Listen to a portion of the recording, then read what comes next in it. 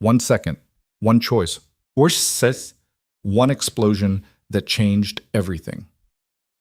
Tonight, you'll witness how a single moment of instinct can ignite a war, shatter an ordinary life, and force a woman to choose between survival and surrender. This is the story of Aria Bennett, a waitress who saved the wrong man's life and became a target herself. Before we begin, hit that like button and drop a comment telling me what city you're watching from. I want to see how far this story travels. Now, let the chaos unfold. The rain came down in sheets that night, turning Manhattan's streets into rivers of neon and shadow. It was the kind of rain that soaked through cheap uniforms and seeped into worn-out shoes, the kind that made every step home feel twice as long. Aria Bennett stood under the flickering awning of Marcello's bistro, pulling her jacket tighter against the cold November wind. Her shift had ended 20 minutes ago, but she'd stayed behind to help Marco, the dishwasher, carry out the trash. He had a bad back. Someone had to help. "You're too nice for this city, Aria," Marco had told her, shaking his head as he hobbled back inside. "One day that's going to bite you." She'd laughed it off. Kindness wasn't a liability. It was the only thing that kept her human in a place that tried every day to grind her down. Now, standing alone on the sidewalk, Aria felt the exhaustion settle deep into her bones. 27 years old, and she felt 50. 2 jobs, 3 unpaid bills sitting on her kitchen counter, a landlord who'd started leaving eviction notices under her door. This was survival, not living. But she'd survived worse. She adjusted the strap of her worn messenger bag and stepped out into the rain, heading toward the subway station 6 blocks away. The streets were nearly empty at this hour, just past midnight, save for the occasional taxi splashing through puddles and the distant wail of a siren. New York never truly slept, but it did slow down, just enough for people like her to catch their breath. Aria was halfway down the block when she heard it, the low rumble of an expensive engine. She glanced over her shoulder and saw the car, a black Mercedes S-Class, sleek and predatory, gliding to a stop in front of Marcello's, the kind of car that didn't belong in this neighborhood. Too clean, too expensive, too deliberate. A man emerged from the restaurant's side entrance. Even from a distance, Aria could tell he was different. He moved with the kind of controlled grace that came from power, from certainty. His suit was impeccable, charcoal gray, tailored to perfection, the kind that costs more than her annual rent. Dark hair, sharp features, an aura that demanded attention without asking for it. He was on his phone, his expression unreadable as he spoke in clipped, authoritative tones. Aria should have kept walking, should have minded her own business, caught her train, gone home to her cramped studio apartment in Queens, should have stayed invisible. But something stopped her. A detail. A wrong note in an otherwise perfect composition. The driver had stepped out to open the rear door for the man in the suit. Nothing unusual about that, except the driver's movements were stiff, mechanical. His eyes darted toward the street, then back to the car, then to the man. Nervous. Too nervous for a simple pickup. And then Aria saw it. A wire. Thin. Almost invisible in the rain and darkness. But it caught the light from a street lamp for just a fraction of a second as the driver opened the door. A wire running from beneath the car's chassis, disappearing into the wheel well. Her breath caught. Time slowed. Every instinct screamed at her to run, to look away, to pretend she hadn't seen anything. But her body moved before her mind could catch up. She was running, sprinting toward the man in the suit. "Stop!" Her voice tore through the rain, raw and desperate. The man turned, his dark eyes locking onto hers with surprise, then annoyance. The driver's hand moved toward his jacket, but Aria didn't stop. She closed the distance in seconds, her sneakers slapping against wet pavement, and without thinking, without hesitating, she grabbed the man's arm and yanked him backward with every ounce of strength she had. "Get back! Get back!" He stumbled, his phone clattering to the ground. The driver shouted something, a warning, a curse, she couldn't tell, and then the world exploded. The fireball erupted from the car with a deafening roar, a shockwave of heat and force that threw Aria off her feet. She hit the ground hard, her shoulder slamming into concrete, her ears ringing with a high-pitched whine that drowned out everything else. Debris rained down, twisted metal, shattered glass, burning fragments of what had been a luxury vehicle seconds ago. She couldn't breathe, couldn't think. The world was spinning, a kaleidoscope of fire and smoke and chaos. Strong hands gripped her arms, hauling her to her feet. She blinked through the haze and found herself staring into the face of the man she'd just saved. Up close, he was even more striking. Sharp cheekbones, a strong jaw, eyes the color of midnight that burned with an intensity that made her want to look away. But she couldn't. Those eyes held her captive. "Are you hurt?" His voice was low, controlled, but there was an edge to it, a razor-sharp focus cutting through the chaos. Arya shook her head, even though she wasn't sure if that was true. Her shoulder throbbed, her ears still rang, but she was alive. "Who are you?" he demanded. I'm nobody.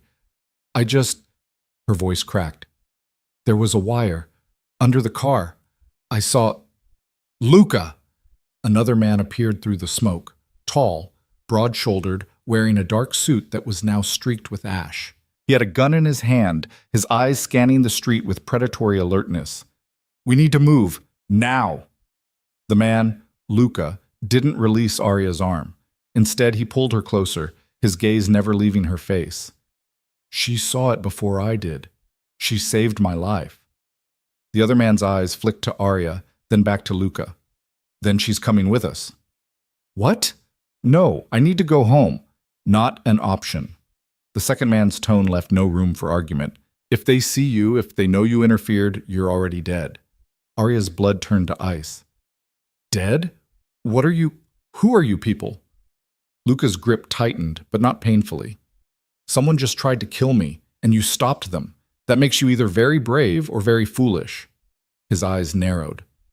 "Either way, you're not safe anymore." Sirens wailed in the distance, growing louder.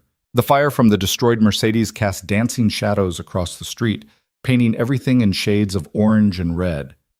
People were starting to emerge from nearby buildings, drawn by the explosion. Phones were out, recording. "Move!" The second man gestured toward a black SUV that had pulled up behind them, seemingly out of nowhere. "Marco, get her in the car. Now!" "I'm not going anywhere with you!" Arya tried to pull away, but Luca's hold was firm. He leaned in close, his voice dropping to a near whisper. "Listen to me very carefully. In approximately 30 seconds, the people who planted that bomb are going to realize it failed.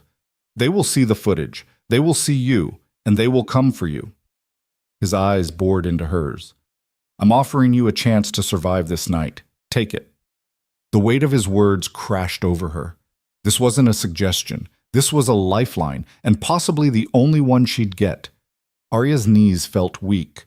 Her whole life she'd been careful, invisible. She paid her bills, kept her head down, never caused trouble. And now, because of one impulsive decision, everything had changed. "Please." The word came out barely above a whisper. Something flickered in Luca's eyes, understanding perhaps, or recognition. He released her arm but kept his hand extended, palm up. An offer, a choice. "Trust me." Arya looked at his hand, then at the burning wreckage, then at the growing crowd and the approaching sirens. Every logical part of her brain screamed to run, to find a cop, to go home and pretend this never happened. But deep down, she knew the truth. There was no going back. She took his hand. Dead.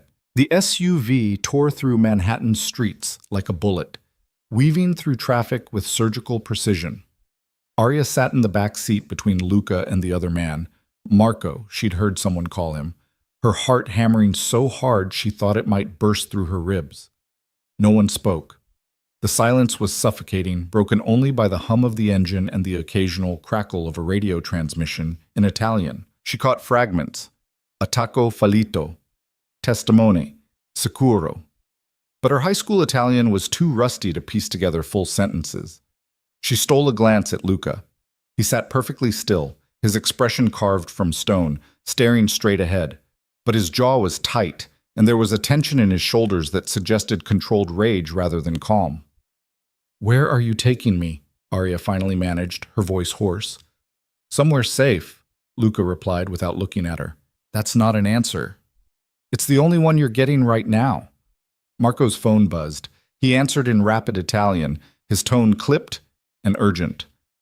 Arya caught the word palazzo and what sounded like coordinates. When he hung up, he leaned forward to speak to the driver. "Prendi il percorso lungo.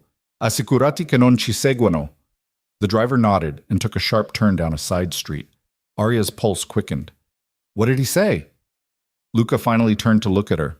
He told the driver to take the long route, to make sure we're not being followed. He paused. You speak Italian? A little, barely. He studied her for a moment longer, as if trying to solve a puzzle. What's your name? Arya. Arya Bennett. Arya. He repeated it slowly, as if testing the weight of it. Do you have family, someone who will be looking for you tonight? The question hit harder than she expected. No? No family. Friends? Not really. I mean, I have coworkers, but we're not close. The admission felt pathetic, but it was true. She'd kept everyone at arm's length since moving to New York. Easier that way. Safer. Luca nodded, as if this confirmed something he'd suspected. Good. That makes things simpler. Simpler? Arya's voice rose. Nothing about this is simple. I just watched a car explode. You're kidnapping me. Protecting you, Luca corrected, his tone sharp. There's a difference. I didn't ask for your protection. No, but you gave me mine. His gaze was unflinching. Whether you meant to or not, you involved yourself in something much bigger than a car bomb. And now we both have to deal with the consequences. Arya wanted to argue, to scream, to demand answers, but the look in his eyes stopped her. This wasn't a man who made idle threats. This was someone who lived in a world where explosions and danger were routine. And somehow, impossibly, she'd stumbled into that world. The SUV pulled into an underground parking garage beneath a building that looked like it belonged in a different century, all ornate stone and arched windows. The driver navigated through several levels before stopping in a private section cordoned off by security gates. Out, Marco said, already opening his door. Arya climbed out on shaky legs, her wet clothes clinging to her skin, her shoulders still aching from the fall. The garage was pristine, eerily so. No oil stains, no trash, just rows of expensive cars gleaming under fluorescent lights. Luca placed a hand on the small of her back, guiding her toward an elevator. His touch was surprisingly gentle, but firm enough to make it clear she didn't have a choice. The elevator ride was silent.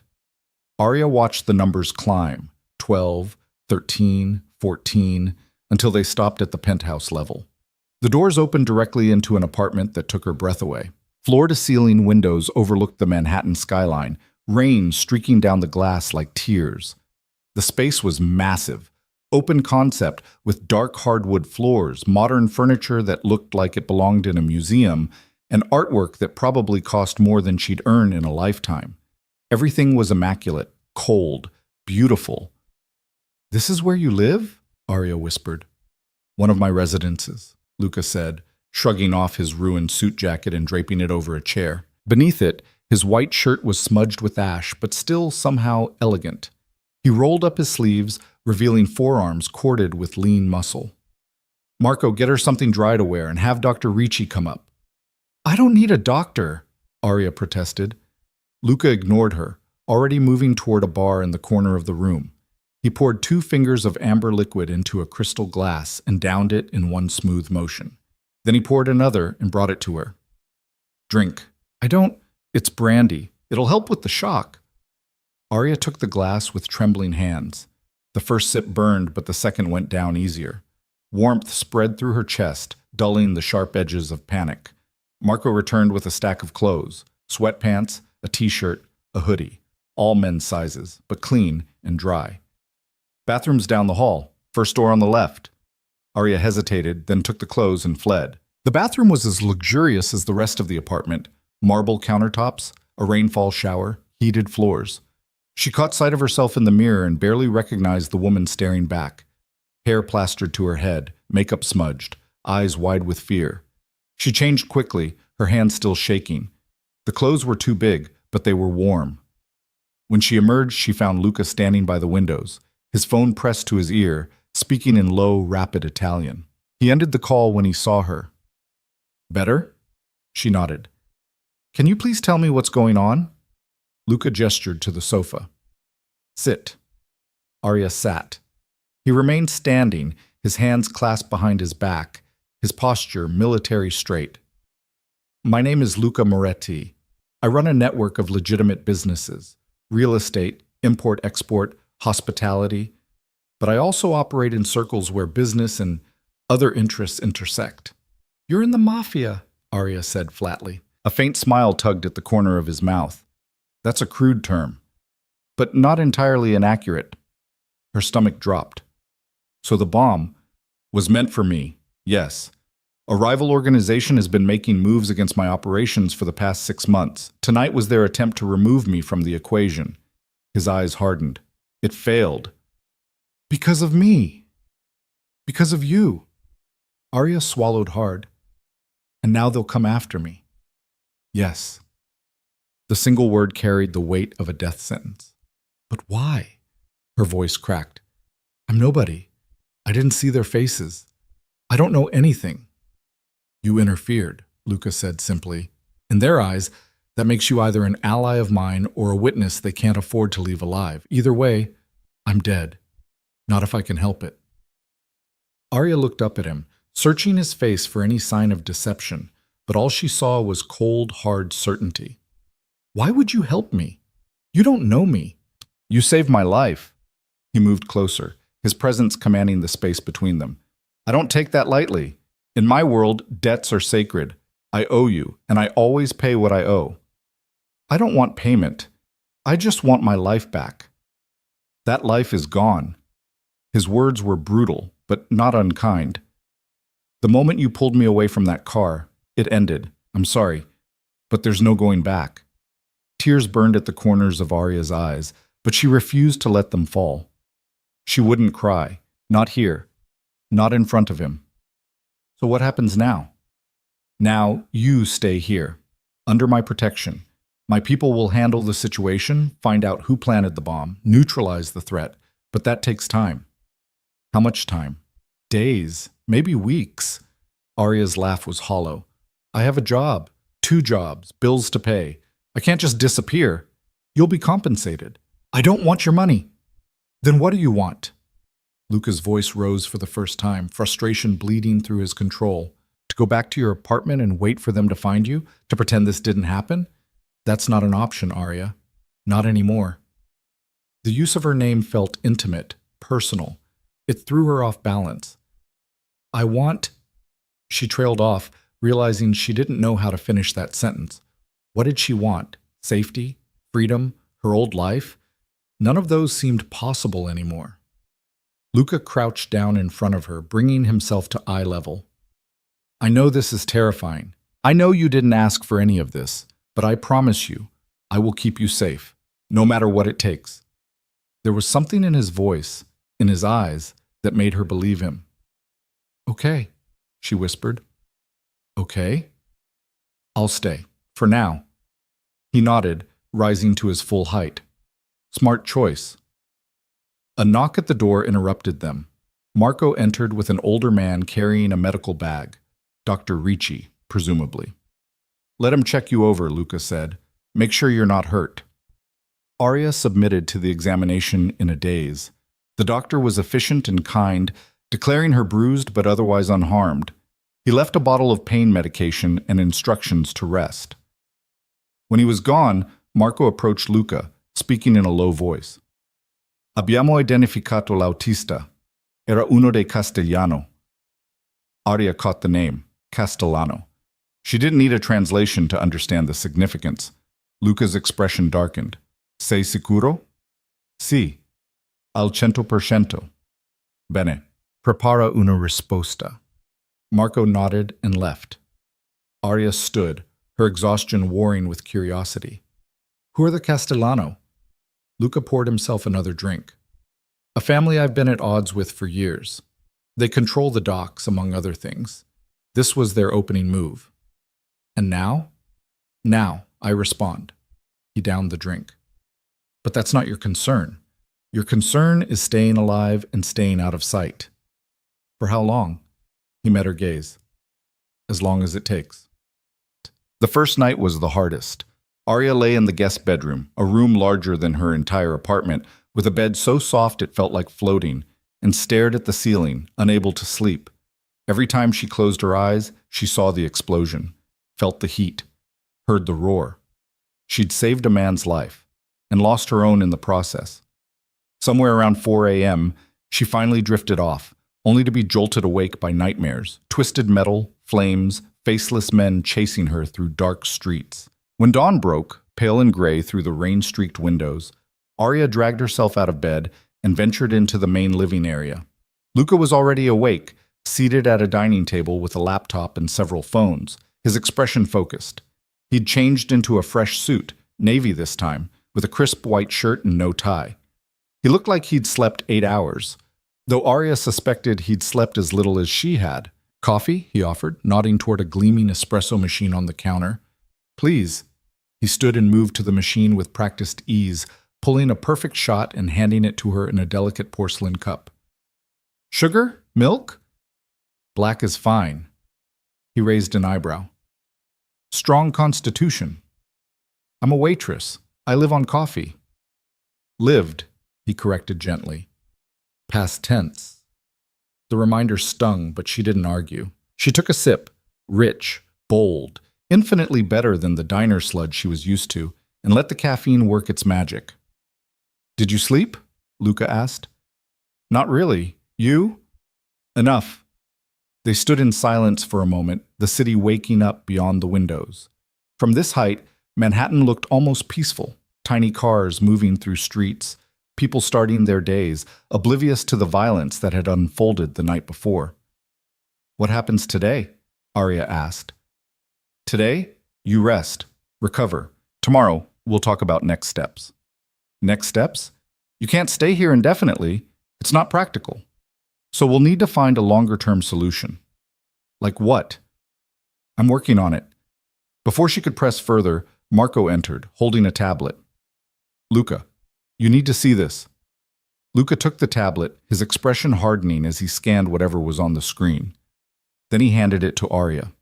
It was a news article. "Explosion rocks Lower Manhattan, 1 dead, investigation underway." Arya's blood ran cold. "1 dead?" "The driver," Luca said. "He didn't make it." Guilt twisted in her stomach. I couldn't." "He was part of the setup," Luca said firmly. "He knew what he was doing. His death is on the Castellano, not you." But the weight of it settled on her shoulders anyway. A man was dead, and she'd been there. She'd seen it happen. "There's more," Marco said grimly.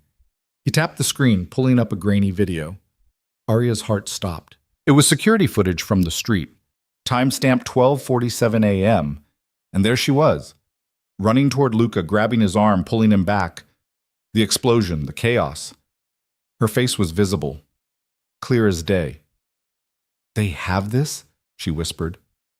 "Everyone has this," Marco said. "It's already on social media. People are calling you a hero." Arya looked at Luca, panic rising.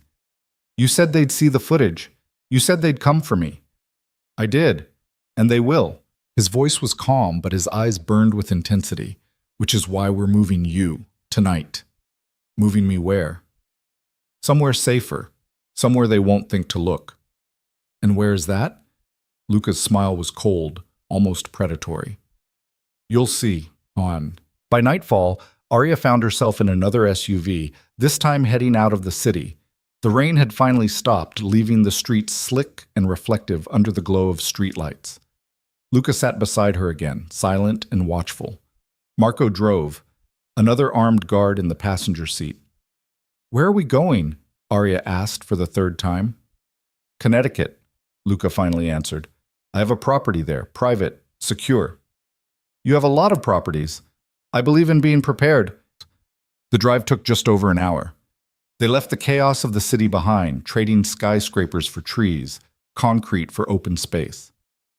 Eventually, they turned onto a private road that wound through dense forest before opening up to reveal a sprawling estate. Arya's jaw dropped. The house, if you could even call it that, was a masterpiece of modern architecture.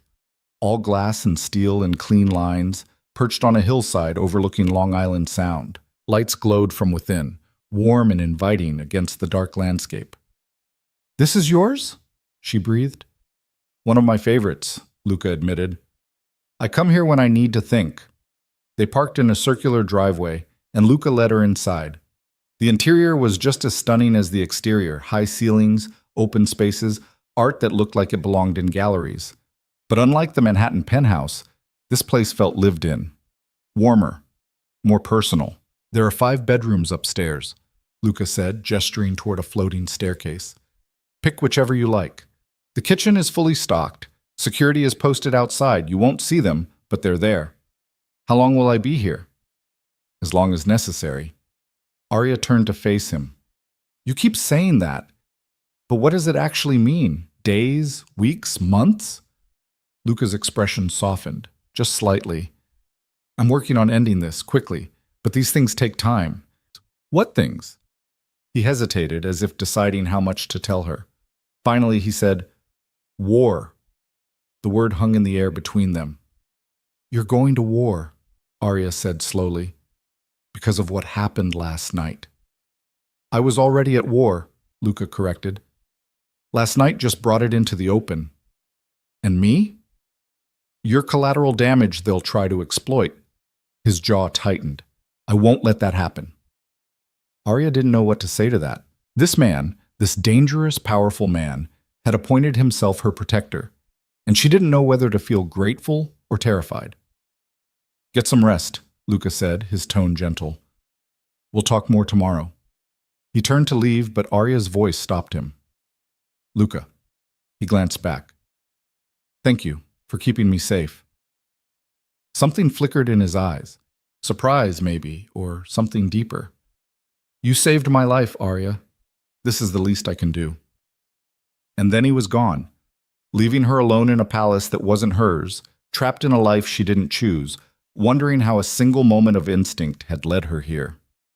3 days passed in strange, surreal isolation. Arya explored the estate, finding hidden corners and breathtaking views. She read books from Luca's extensive library. She ate meals prepared by a chef she never saw. And she waited. Luca came and went, sometimes staying for hours, other times disappearing for days. When he was there, they talked. About inconsequential things, mostly. He asked about her life before the explosion. She told him about growing up in foster care, about the string of dead-end jobs, about the dream of one day opening her own cafe. He listened, really listened. And sometimes she caught glimpses of the man beneath the armor, the one who loved classical music, who collected art, who had scars he didn't talk about. But she also saw the other side, the phone calls in Italian, the tension in his shoulders, the way his eyes would go cold and distant when Marco delivered updates. The war was escalating. She could feel it. On the 4th night, Luca arrived late, his suit jacket slung over his shoulder, exhaustion etched into every line of his face. Arya was in the kitchen, making tea, when he walked in. You look terrible, she said before she could stop herself. He laughed, a short, humorless sound. I've had better days. Want some tea? I want bourbon, but tea will do. She poured him a cup, and they sat together at the kitchen island, the silence surprisingly comfortable. How bad is it? Arya finally asked. Luca took a long sip before answering. Bad. The Castellano are pushing back harder than expected. They've hit 2 of my properties in the past 48 hours. No casualties, thankfully, but it's a message. What kind of message? That they're not backing down. Arya set down her cup. And neither are you. No. Why? Why not just let them have whatever they want? End this? Luca's eyes darkened. Because if I give them an inch, they'll take everything. That's how this works. Show weakness, and you're dead. There's no middle ground. So you fight. So I fight. And I'm stuck here, hiding while you risk your life. He looked at her, really looked at her, and for a moment the mask slipped. You're not stuck. You're safe. There's a difference. It doesn't feel like it. Luca reached across the island and placed his hand over hers. The contact was electric, unexpected. I know this isn't the life you wanted. I know you're scared and angry and frustrated, but I need you to trust me a little longer. Can you do that? Arya stared at their joined hands. His was warm, strong, scarred across the knuckles. Hers looked small and pale in comparison. I don't have much choice, do I? There's always a choice, Luca said softly. You could walk away, right now. I wouldn't stop you. And then what? They'd find me in a week, a day maybe. Maybe. Maybe not. Arya pulled her hand back, shaking her head. You really don't believe that, do you? You know they'd come for me. Yes, he admitted. I do. Then there's no choice. Not really. They sat in silence for a long moment. Then Luca stood, draining the last of his tea. Get some sleep, Arya. Tomorrow might bring answers. But tomorrow brought something else entirely. Arya woke to the sound of shouting. She bolted upright, her heart racing, and stumbled to the window. Down below, the driveway was flooded with light, headlights from multiple vehicles, armed men moving with military precision. Terror gripped her. They'd found her. She grabbed her phone. Luca had given her a secure line and called him. He answered on the first ring. Stay in your room. Lock the door. Do not come out until I come get you. What's happening? Just do what I say. The line went dead. Arya locked the door with shaking hands and backed away, her mind racing. She could hear footsteps now, heavy boots on hardwood floors, voices shouting commands, and then a single gunshot. She clapped a hand over her mouth to stifle a scream. Seconds stretched into minutes, minutes into an eternity. Finally, a knock at the door. Arya, it's me. Luca's voice. She unlocked the door and flung it open. He stood there, unharmed but tense, his eyes scanning her face. You're okay? She nodded, unable to speak. Good. Come with me. He led her downstairs where Marco and several other men were gathered in the living room. On the floor, zip-tied and bleeding from a split lip, was a man she didn't recognize. Who is he? Arya whispered. One of theirs, Luca said coldly. He got past the perimeter. Won't happen again. The bound man glared at Luca, spitting blood onto the pristine floor. Moretti, you think you can hide her forever? You think... Luca's fist connected with the man's jaw, cutting him off mid-sentence. Take him out of here. I'll deal with him later. Two guards hauled the man to his feet and dragged him away. Arya's legs felt weak. They know I'm here. They know you're somewhere, Luca corrected. This was a fishing expedition. They got lucky. Lucky? Her voice rose, hysteria creeping in. They almost got to me. But they didn't. Luca gripped her shoulders, forcing her to look at him. And they won't, I promise you. You can't promise that. Yes, I can. His voice was steel. Because I'm ending this. Tonight. Arya's breath caught. What do you mean? Luca released her and turned to Marco. Gather everyone. It's time. Marco nodded and disappeared. Luca, Arya said urgently. What are you doing? He looked at her, and for the first time she saw something dangerous in his eyes. Something final. I'm going to finish this war. The room emptied quickly after Luca's declaration, leaving only the two of them standing in the cavernous living space. The silence pressed down like a physical weight. Arya could still smell the coppery tang of blood on the floor where the intruder had been moments before. You can't just go to war, she said, her voice barely above a whisper. People will die. Luca walked to the bar and poured himself 2 fingers of bourbon. He didn't offer her any this time. People are already dying. The difference is, after tonight, it will be over. You don't know that. Yes, I do. He downed the drink in one smooth motion, then set the glass down with deliberate care. I've been building toward this for weeks. The Castellano made their move. Now I make mine. Arya wrapped her arms around herself, suddenly cold despite the warmth of the house. And what happens to me while you're out there playing soldier? His eyes snapped to hers, sharp and unyielding. You stay here, under guard, and you pray I come back. The bluntness of it stole her breath. That's it? That's your plan for keeping me safe? It's the only plan that matters right now. Luca moved toward her, closing the distance until he stood close enough that she could see the flecks of amber in his dark eyes. I need you to understand something, Arya. The moment you pulled me away from that car, you became part of this whether you wanted to or not. The Castellano won't stop. They can't afford to. And as long as you're alive, you're leverage against me. So this is about you, she said bitterly. About your war, your pride, This is about survival. His voice rose, echoing off the glass walls. Then, more quietly, Theirs or ours. There's no middle ground anymore.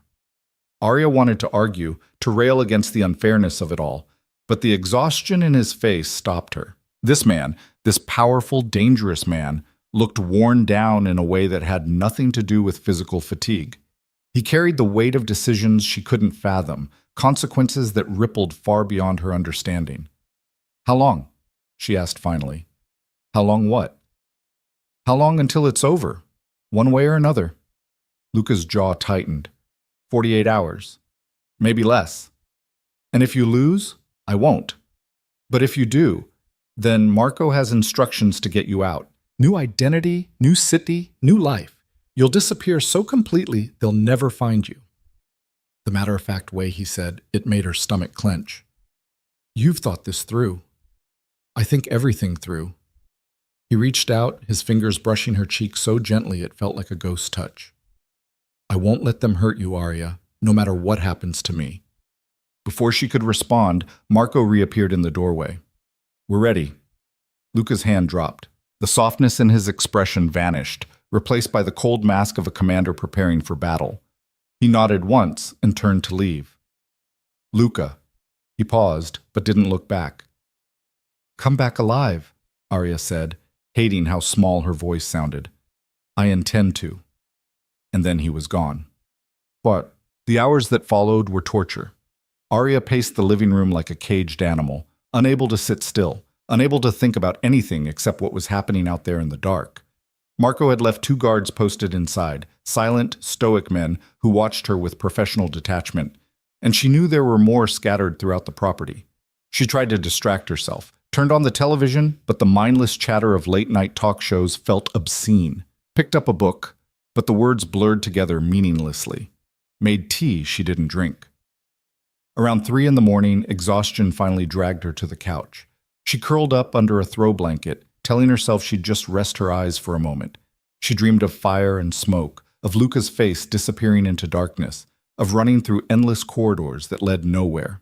When she woke, pale dawn light was streaming through the windows. Her neck ached from the awkward angle, and her mouth tasted like cotton. One of the guards had draped an additional blanket over her at some point. She sat up, disoriented, and checked her phone. 6:37 a.m. No messages, no calls. Fear coiled in her gut.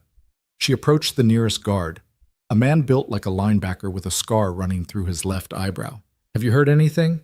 "No, ma'am." "When was the last communication?" 4 hours ago. Everything was proceeding as planned. 4 hours. An eternity in a firefight, in a war. "What does that mean?" Arya pressed. "What's proceeding as planned?" The guard's expression remained neutral. "I'm not authorized to share operational details. I'm not asking for a tactical briefing. I just want to know if he's alive." "Ma'am, I don't have that information." Arya wanted to scream. Instead, she walked away, her hands shaking with impotent frustration. She made coffee she didn't want and watched the sun rise over Long Island Sound, painting the water in shades of gold and pink. Beautiful, serene, utterly at odds with the violence unfolding somewhere in the city. 7 o'clock came and went, then 8, then 9. Still nothing. By 10, Arya was seriously considering stealing a car and driving back to Manhattan herself. The not knowing was worse than any truth could be. At least if she knew, even if the news was bad, she could process it, deal with it, move forward. This limbo was unbearable. At 10:43, her phone buzzed. She lunged for it so fast she nearly dropped it. A text from an unknown number. "It's done. Coming home."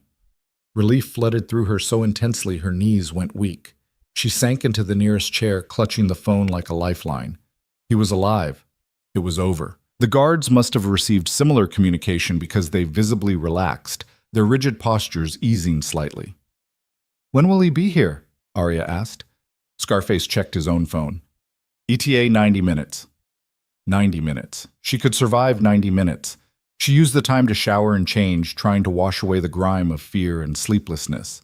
When she emerged, feeling marginally more human, she found fresh pastries laid out in the kitchen. Someone must have made a supply run while she was upstairs. She picked at a croissant without really tasting it, her eyes constantly flicking to the window, watching for headlights. At exactly 12:15, three black SUVs rolled up the driveway. Arya was at the door before they'd fully stopped, her heart hammering. The guards moved to flank her, but she barely noticed. All her attention was focused on the lead vehicle. The door opened. Luca stepped out. He looked like he'd been through hell. His shirt was torn and blood-stained. She couldn't tell if it was his or someone else's. His knuckles were split and bruised. A cut above his left eye had been hastily bandaged, but he was standing, walking, alive. Their eyes met across the distance. Arya didn't remember deciding to move, but suddenly she was running down the steps, closing the space between them. She stopped just short of throwing herself into his arms, suddenly uncertain. "You're hurt," she said stupidly. "I've had worse." His voice was rough, scraped raw with exhaustion. "It's over, Arya." The Castellano backed down. "You're safe now." The word should have brought relief, should have made her cry with happiness. Instead, anger surged through her, hot and irrational and unstoppable. "You were gone for almost 24 hours. She shoved his chest, not hard enough to move him, but enough to make her point. "No updates? No calls? Nothing. I thought you were dead." Luca caught her wrists gently but firmly. "I couldn't risk communication. They were monitoring everything." "I don't care. You should have." Her voice broke. "I was terrified." Something shifted in his expression. The cold mask cracked, revealing raw emotion beneath. "I'm sorry. I didn't think—" He stopped, seeming to struggle for words.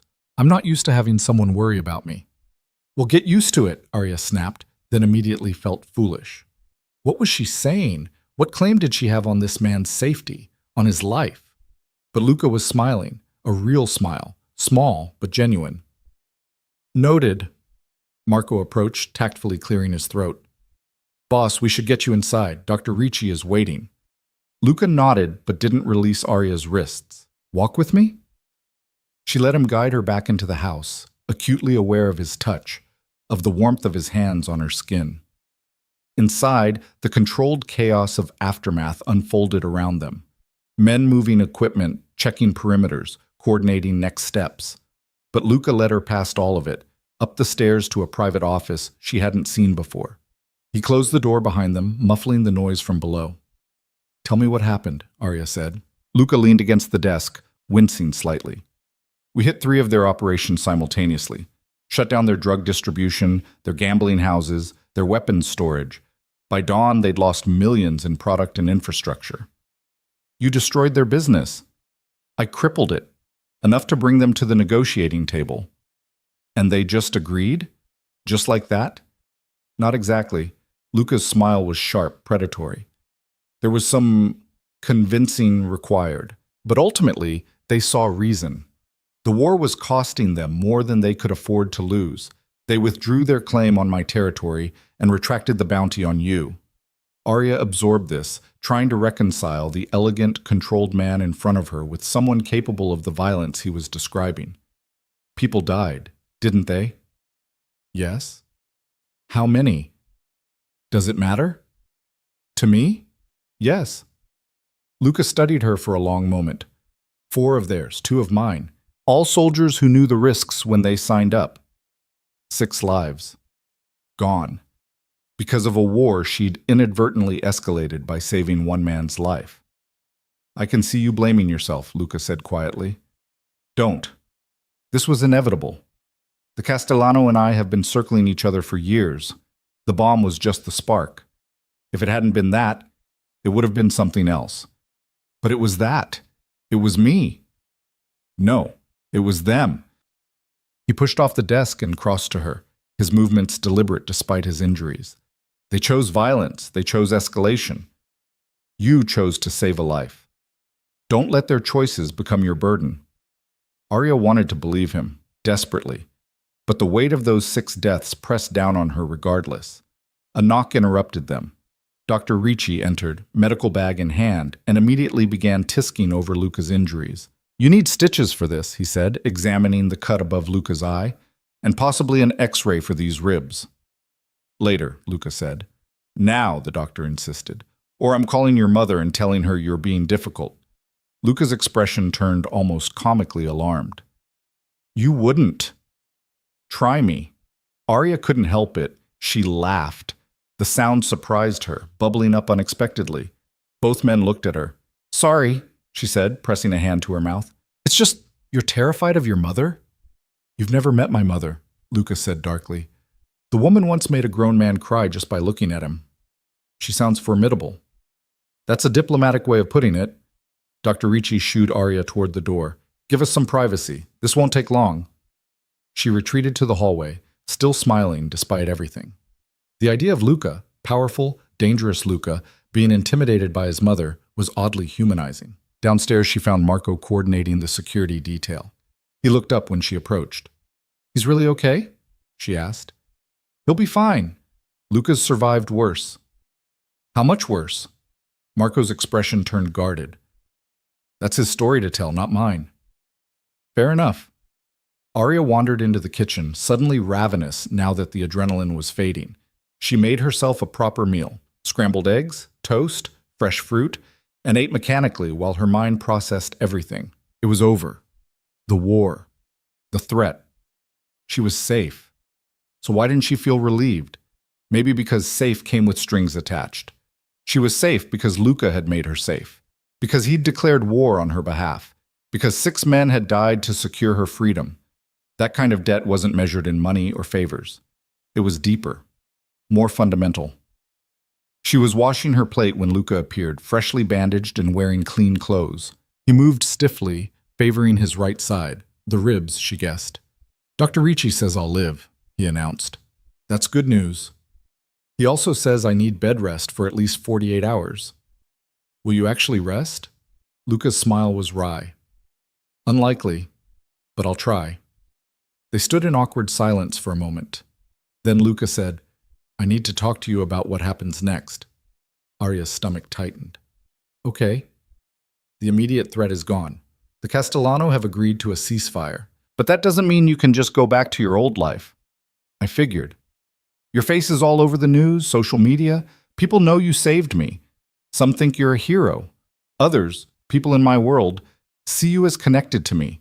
Either way, you're visible, vulnerable.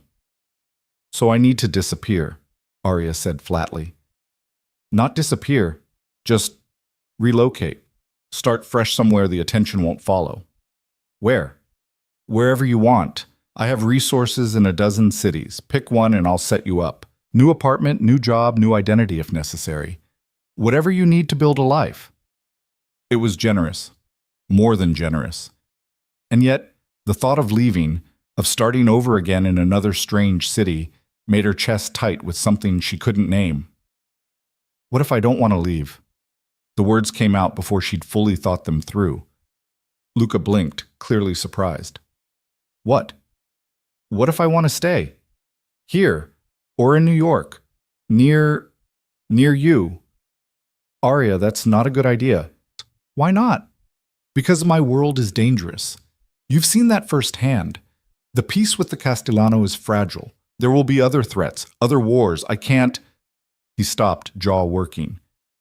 I can't guarantee your safety if you stay. You can't guarantee it if I leave either, Arya pointed out. Someone could recognize me tomorrow in Seattle or Miami, or wherever you ship me off to. At least here, I know what I'm dealing with. You don't know what you're dealing with, Luca said, his voice hard. You've seen one night of violence. That's nothing compared to what my life entails. Then show me. She moved closer, driven by impulse and something deeper. If it's so terrible, if it's so dangerous, show me the truth. Let me decide for myself whether I can handle it. Why would you want that? Why would you choose this over freedom? Because I don't have freedom. The words burst out, raw and honest. I've never had it. My whole life has been surviving, scraping by, keeping my head down. I've been invisible for so long I forgot what it felt like to matter. But these past few days, terrifying as they've been, I felt more alive than I have in years. Luca stared at her like she'd grown a second head. You're confusing adrenaline with purpose. Maybe. Or maybe I'm finally seeing clearly. She took a breath, steadying herself. I'm not asking to join your organization or become some kind of gangster's mall. I just want a chance to figure out who I am when I'm not running or hiding or barely surviving. And you think you'll find that here, in my world? I think I'll find it wherever I choose to look for it, and right now, I'm choosing here. The silence stretched between them, heavy with unspoken things. Luca's expression cycled through emotions too quickly to track. Frustration, concern, something that might have been hope. Finally, he said, "If you stay, there are rules." "I'm listening." "You work for me, legitimately. I own hotels, restaurants, real estate firms. Pick an area that interests you, and I'll find you a position, a real one, with real responsibilities. Not charity." Arya's heart stuttered. "You're serious." "Completely. You're smart, resourceful, and you've already proven you can think under pressure. Those are skills I value." He paused. "But you follow my security protocols, no arguments. If my people say you need protection, you accept it. If they say a situation is too dangerous, you listen." "Okay. And you understand that being associated with me comes with risks. People will judge you. Some will fear you. Others will try to use you to get to me." "I understand. Do you?" Luca moved closer, his intensity almost overwhelming. "Because once you make this choice, there's no going back. Your old life, the invisible waitress just trying to survive, that's gone. You'll be Arya Bennett, the woman who saved Luca Moretti. Everything you do will be scrutinized, every relationship questioned. Is that really what you want?" Arya met his gaze without flinching. "My old life was already gone the moment I pulled you away from that car. You said so yourself. So I can either run from what happened, or I can own it. Build something new from the ashes." She lifted her chin. "I choose to build." For a long moment, Luca simply looked at her. Then slowly, he extended his hand. "Welcome to the family business, Arya Bennett." She took his hand, feeling the calluses on his palm, the strength in his grip. "I won't let you down." "I know you won't." The next 2 weeks passed in a blur of adjustment and learning. True to his word, Luca put Arya to work. She started at one of his boutique hotels in Tribeca, initially shadowing the operations manager to learn the business. The work was challenging: guest relations, staff coordination, vendor negotiations. But she threw herself into it with the same determination that had kept her alive all these years. The staff treated her with a mixture of curiosity and deference. Word had spread about who she was, about what she'd done. Some whispered when she passed. Others went out of their way to be helpful, perhaps hoping to curry favor with the boss's what? Protégé? Friend? She wasn't sure what to call herself. Luca checked in regularly, appearing at unexpected times to observe her work or take her to dinner under the guise of business meetings. These evenings were strange, formal yet intimate, professional yet personal. They talked about everything and nothing, carefully dancing around the obvious tension building between them.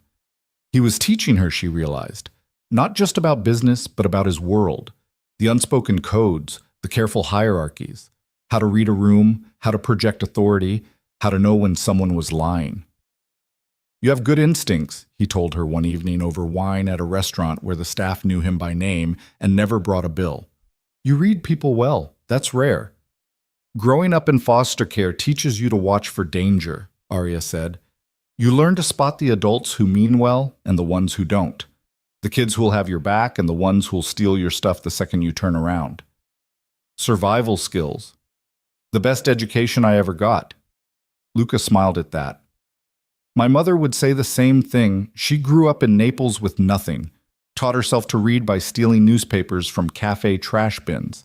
Now she runs a charitable foundation and terrifies diplomats. I'd like to meet her someday. Careful what you wish for.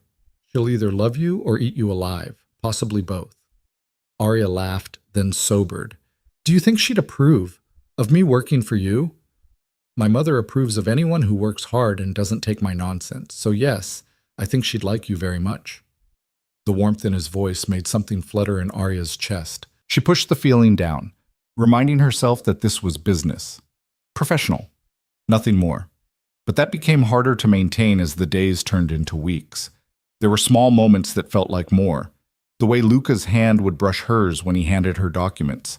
How his eyes would linger when he thought she wasn't looking. The protective way he positioned himself when they walked into crowded rooms, always keeping her on his right side, always scanning for threats. Marco noticed. Of course he did.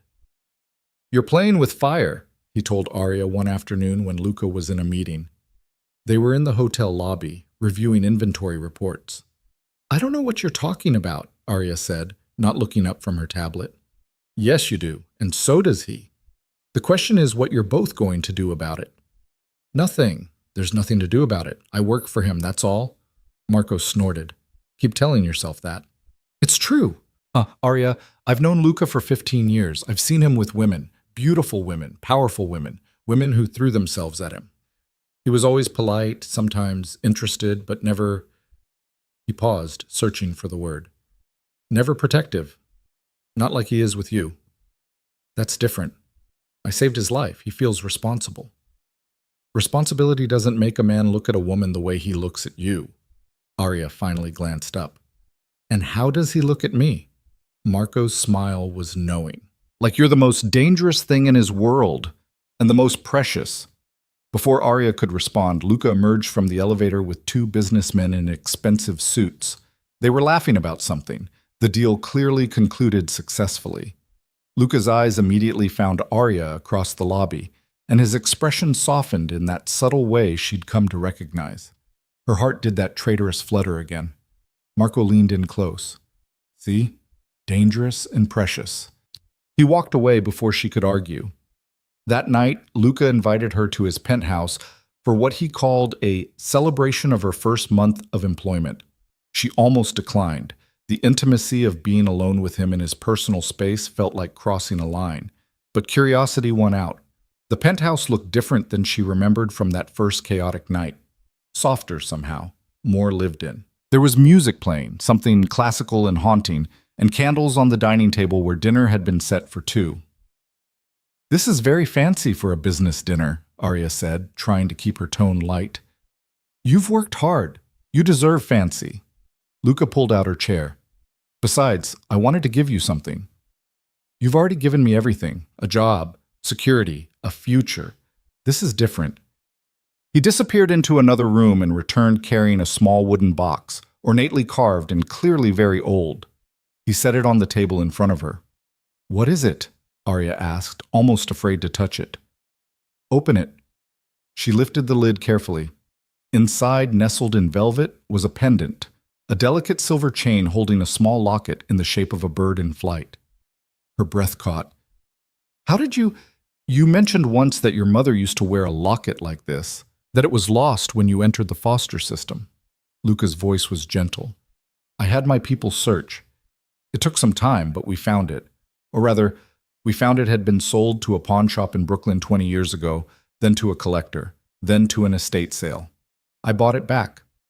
Arya's hands trembled as she lifted the locket. She opened it with shaking fingers and found exactly what she remembered, a tiny photograph of a woman with kind eyes and Arya's smile, and a lock of baby-fine hair. Her mother. A piece of her past she thought was gone forever. I don't understand, she whispered. Why would you do this? Luca crouched beside her chair so they were eye level. Because you've lost enough. Because you deserve to have something that's yours, something that connects you to where you came from. He paused. And because I wanted to see you smile like this. Arya was crying. She didn't realize it until tears dripped onto the locket. Luca, Words failed. How could she possibly express what this meant? He wiped her tears with his thumb, the gesture achingly tender. You don't have to say anything. But she did. She had to. Thank you. No one has ever... Her voice broke, and then, without thinking, she leaned forward and kissed him. For a heartbeat, Luca went rigid with surprise. Then he was kissing her back, one hand cupping her face, the other sliding into her hair. The kiss was everything Arya had imagined, and nothing like she'd expected. Gentle, yet demanding. Controlled, yet desperately hungry. When they finally broke apart, both breathing hard, Luca rested his forehead against hers. We shouldn't, he murmured. I know. It's complicated. I know. There are reasons, good reasons, why this is a bad idea. I know. Neither of them moved away. Arya, Luca said, his voice rough. If we do this, if we cross this line, everything changes. I need you to be sure. She pulled back enough to meet his eyes. I've never been more sure of anything. His control snapped. Luca kissed her again, deeper this time, with an intensity that made the world tilt on its axis. His hands moved to her waist, pulling her up from the chair until she was pressed against him, feeling the solid strength of his body, the controlled power barely leashed beneath the surface. Arya's fingers tangled in his hair, her heart racing so fast she thought it might explode. When they finally broke apart, both gasping for air, Luca's eyes were dark with desire and something deeper, something that looked almost like vulnerability. "Stay tonight," he said, his voice rough. "Not because you work for me, not because you owe me, but because you want to." "I want to," Arya whispered. He took her hand and led her through the penthouse to his bedroom, a space she'd never seen, intimate and masculine, with floor-to-ceiling windows overlooking the glittering city. They stood there for a moment, the gravity of the decision hanging between them. Then Luca's phone rang. He ignored it, kissed her again, more urgently. But the phone kept ringing, insistent and shrill. "Merda," he muttered against her lips. "I'm sorry, I have to. I know." Arya stepped back, giving him space, even though every fiber of her being protested the distance. Luca answered with a clipped, "What?" then went very still as he listened. His expression shifted from annoyance to cold fury in the span of seconds. "When? How many? No, don't move until I get there. 20 minutes. He ended the call and looked at Arya, regret and anger warring in his eyes. "I have to go. There's been an incident at one of my warehouses." "What kind of incident?" "The kind that requires my immediate presence." He was already moving. "Don't leave the building." "Luca, wait. Is this about the Castellano? I thought you had a ceasefire." "So did I." His jaw was tight. "Which is why I need to find out who's stupid enough to break it." He kissed her once more, hard and fast, then was gone. Arya stood alone in his bedroom, her lips still tingling, her body still humming with unfulfilled desire. The sudden absence of him felt like a physical ache. She touched the locket around her neck. He'd fastened it there before that first kiss, and tried to steady her breathing. Marco appeared in the doorway, his expression carefully neutral. "He asked me to make sure you're comfortable. Can I get you anything?" "The truth would be nice," Arya said. "What's really happening?" Marco hesitated, then sighed. "Someone hit one of our storage facilities, burned half of it to the ground. 3 guards are in the hospital." Arya's blood ran cold. Who would do that? That's what Luca's going to find out. Marco's face was grim. The Castellano swore an oath. If they broke it, there will be consequences. More war. If necessary. Arya sank onto the edge of Luca's bed, the weight of reality crashing down. This was his world, violence and betrayal and constant vigilance, and she'd just committed herself to being part of it. "You can still walk away," Marco said quietly, as if reading her thoughts. He'd let you go. He'd make sure you were safe, set up somewhere far from all this. You don't have to stay. "I'm not leaving. Even knowing what you know? What this life costs?" Arya met his eyes, especially knowing that. He needs people around him who won't run when things get dangerous, people who choose to stay. Marco studied her for a long moment, then nodded slowly. "You're braver than you look. Or more foolish. In this world, they're often the same thing." He left her alone after that. Arya changed out of her dress into the comfortable clothes she'd left in the guest room weeks ago. It felt like a lifetime. She tried to sleep but couldn't, her mind racing with possibilities, each one worse than the last. Dawn was breaking when Luca finally returned. Arya heard the elevator, the low murmur of voices, then footsteps approaching. She was curled up in an armchair by the windows, watching the city wake up when he entered. He looked exhausted and furious. "What happened?" she asked. Luca poured himself a drink, bourbon, despite the early hour, and downed it before answering. "It wasn't the Castellano." Arya blinked. "Then who?" "Someone inside my organization." The words were bitter, laced with betrayal. "One of my own people sold information to a third party, told them exactly when and where to strike for maximum damage." "Do you know who?" "I have suspicions." Marco's interrogating the guards who survived. One of them might have seen something. He set the glass down with deliberate care, as if afraid he might shatter it otherwise. "Betrayal from outside I can handle. It's expected, But from within, he shook his head. That's worse. Arya rose and crossed to him, placing a hand on his arm. What will you do? Find them. Make an example.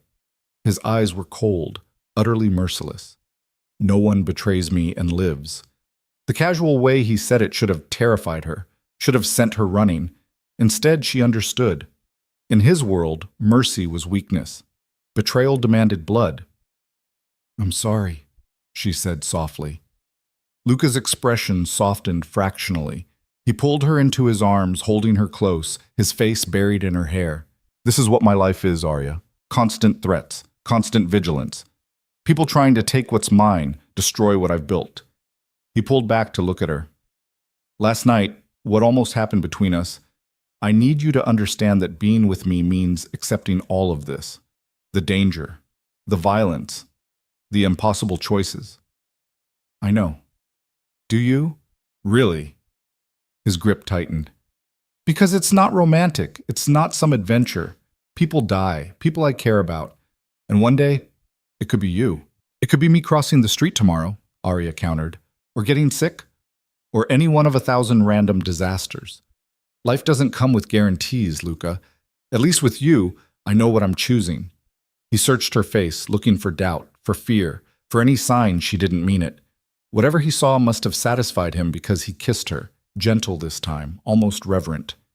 You're extraordinary, he murmured against her lips. I'm terrified. Good. Fear keeps you sharp, keeps you alive. They stood there in the growing light, holding each other, while somewhere in the city, a traitor was being hunted. The call came 4 hours later. Marco had found something. A junior accountant named David Chen, who'd been accessing files he had no clearance for, making copies, meeting with unknown contacts. When confronted, he'd tried to run. He didn't get far. Luca insisted on handling the interrogation personally. Arya wanted to go with him, but he refused. This isn't something you need to see, he said, his voice gentle but firm. I thought you wanted me to understand your world. I do. But there's a difference between understanding and witnessing. He cupped her face in his hands. Trust me on this.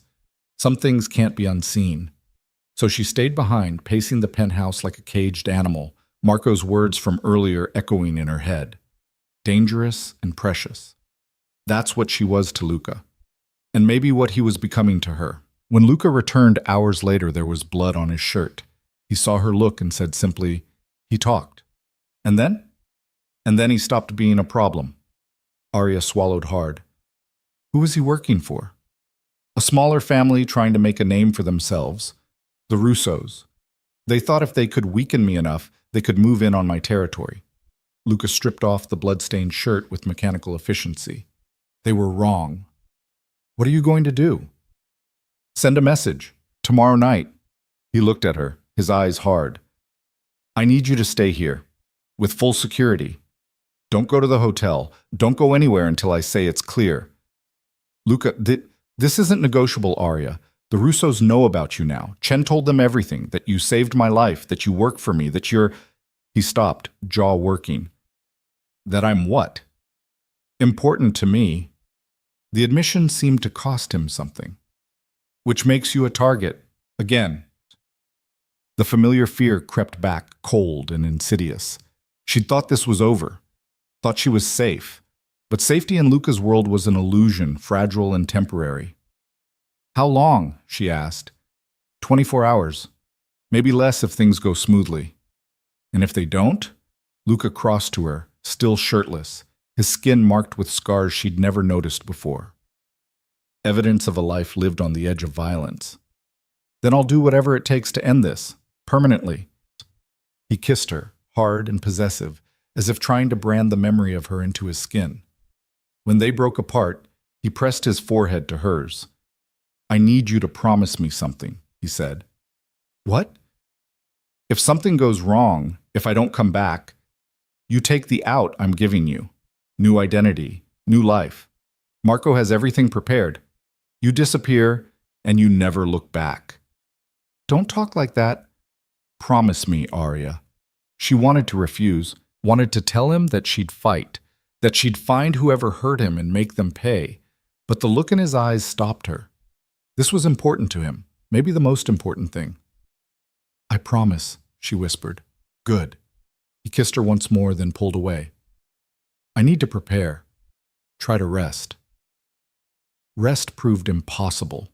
Arya spent the day in a fog of anxiety, checking her phone obsessively for updates that never came. Marco remained a constant, silent presence, his mere proximity both comforting and unsettling. As evening fell, casting long shadows across the penthouse, Arya found herself drawn to the windows. Somewhere out there, Luca was preparing for war. Again, because of her. Because she'd saved him that rainy night and set off a chain reaction of violence and consequence. Second guessing? Marco asked, appearing beside her. Every minute of every day, Arya admitted. But that doesn't mean I regret it. He'll come back. He always does. You sound certain. I've seen him survive worse, much worse. Marco paused. But I've also never seen him like this. Distracted. Emotional. That worries me. Arya looked at him sharply. You think I'm making him weak? I think you're making him human, which in this business can be a liability or a strength. The question is which one it becomes. Before Arya could respond, Marco's phone buzzed. He answered, listened, then swore in Italian. What is it? Arya demanded. The Russos moved first. They hit one of our clubs downtown.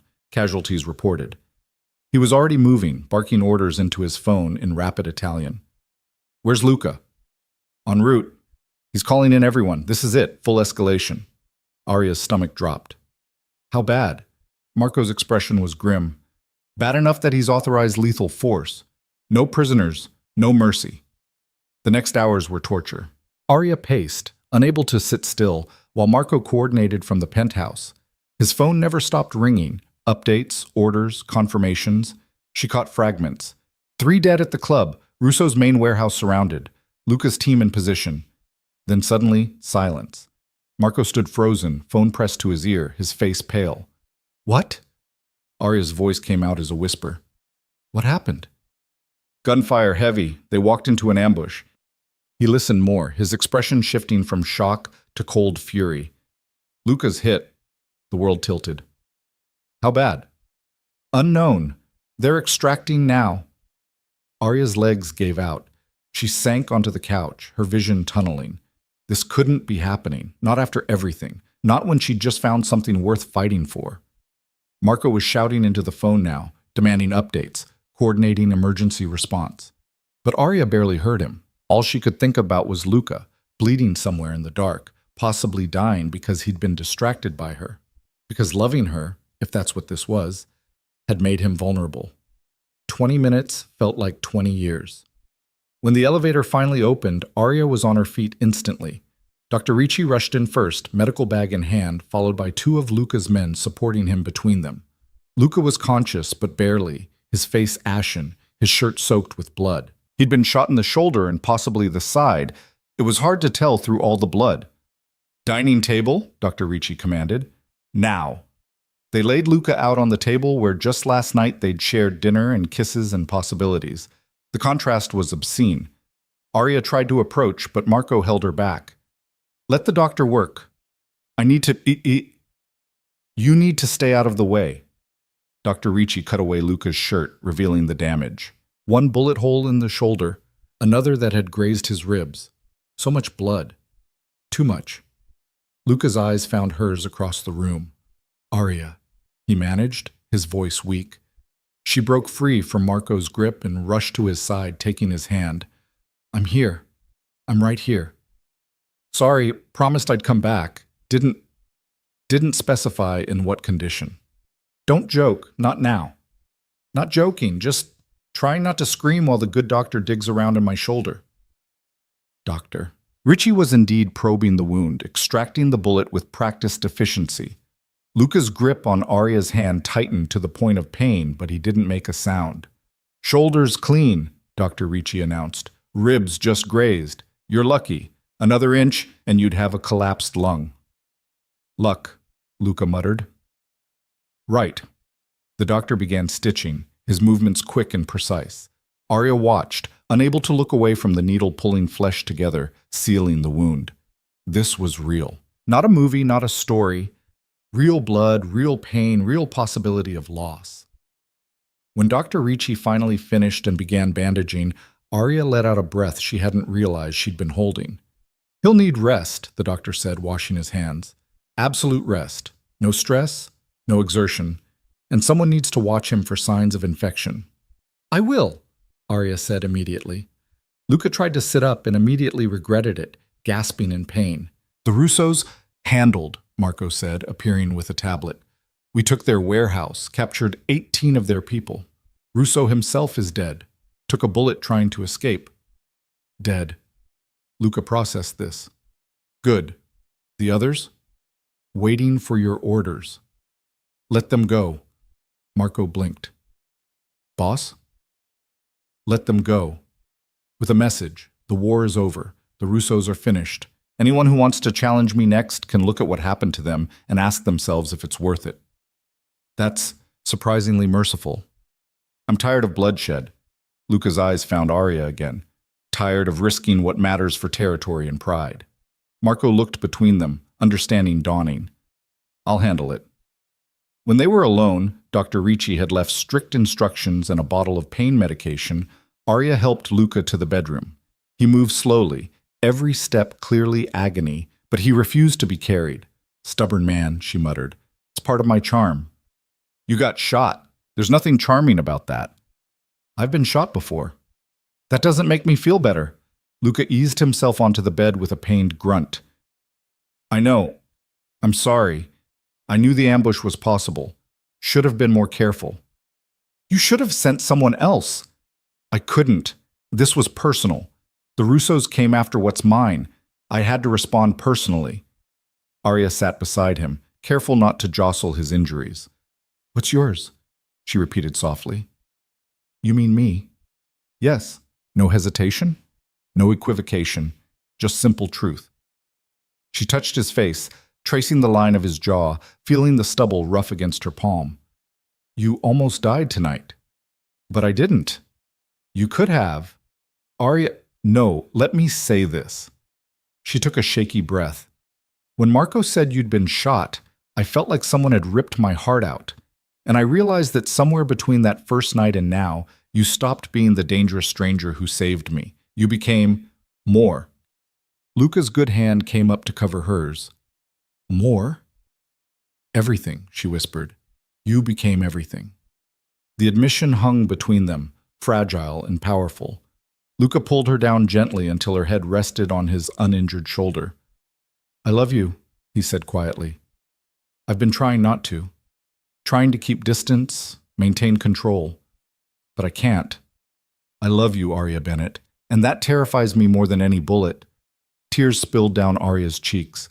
I love you too. Even though you're insane and dangerous and apparently can't stay out of the line of fire.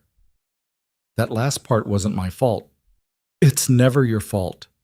They lay there in the darkness, holding each other, while the city sprawled endlessly beyond the windows.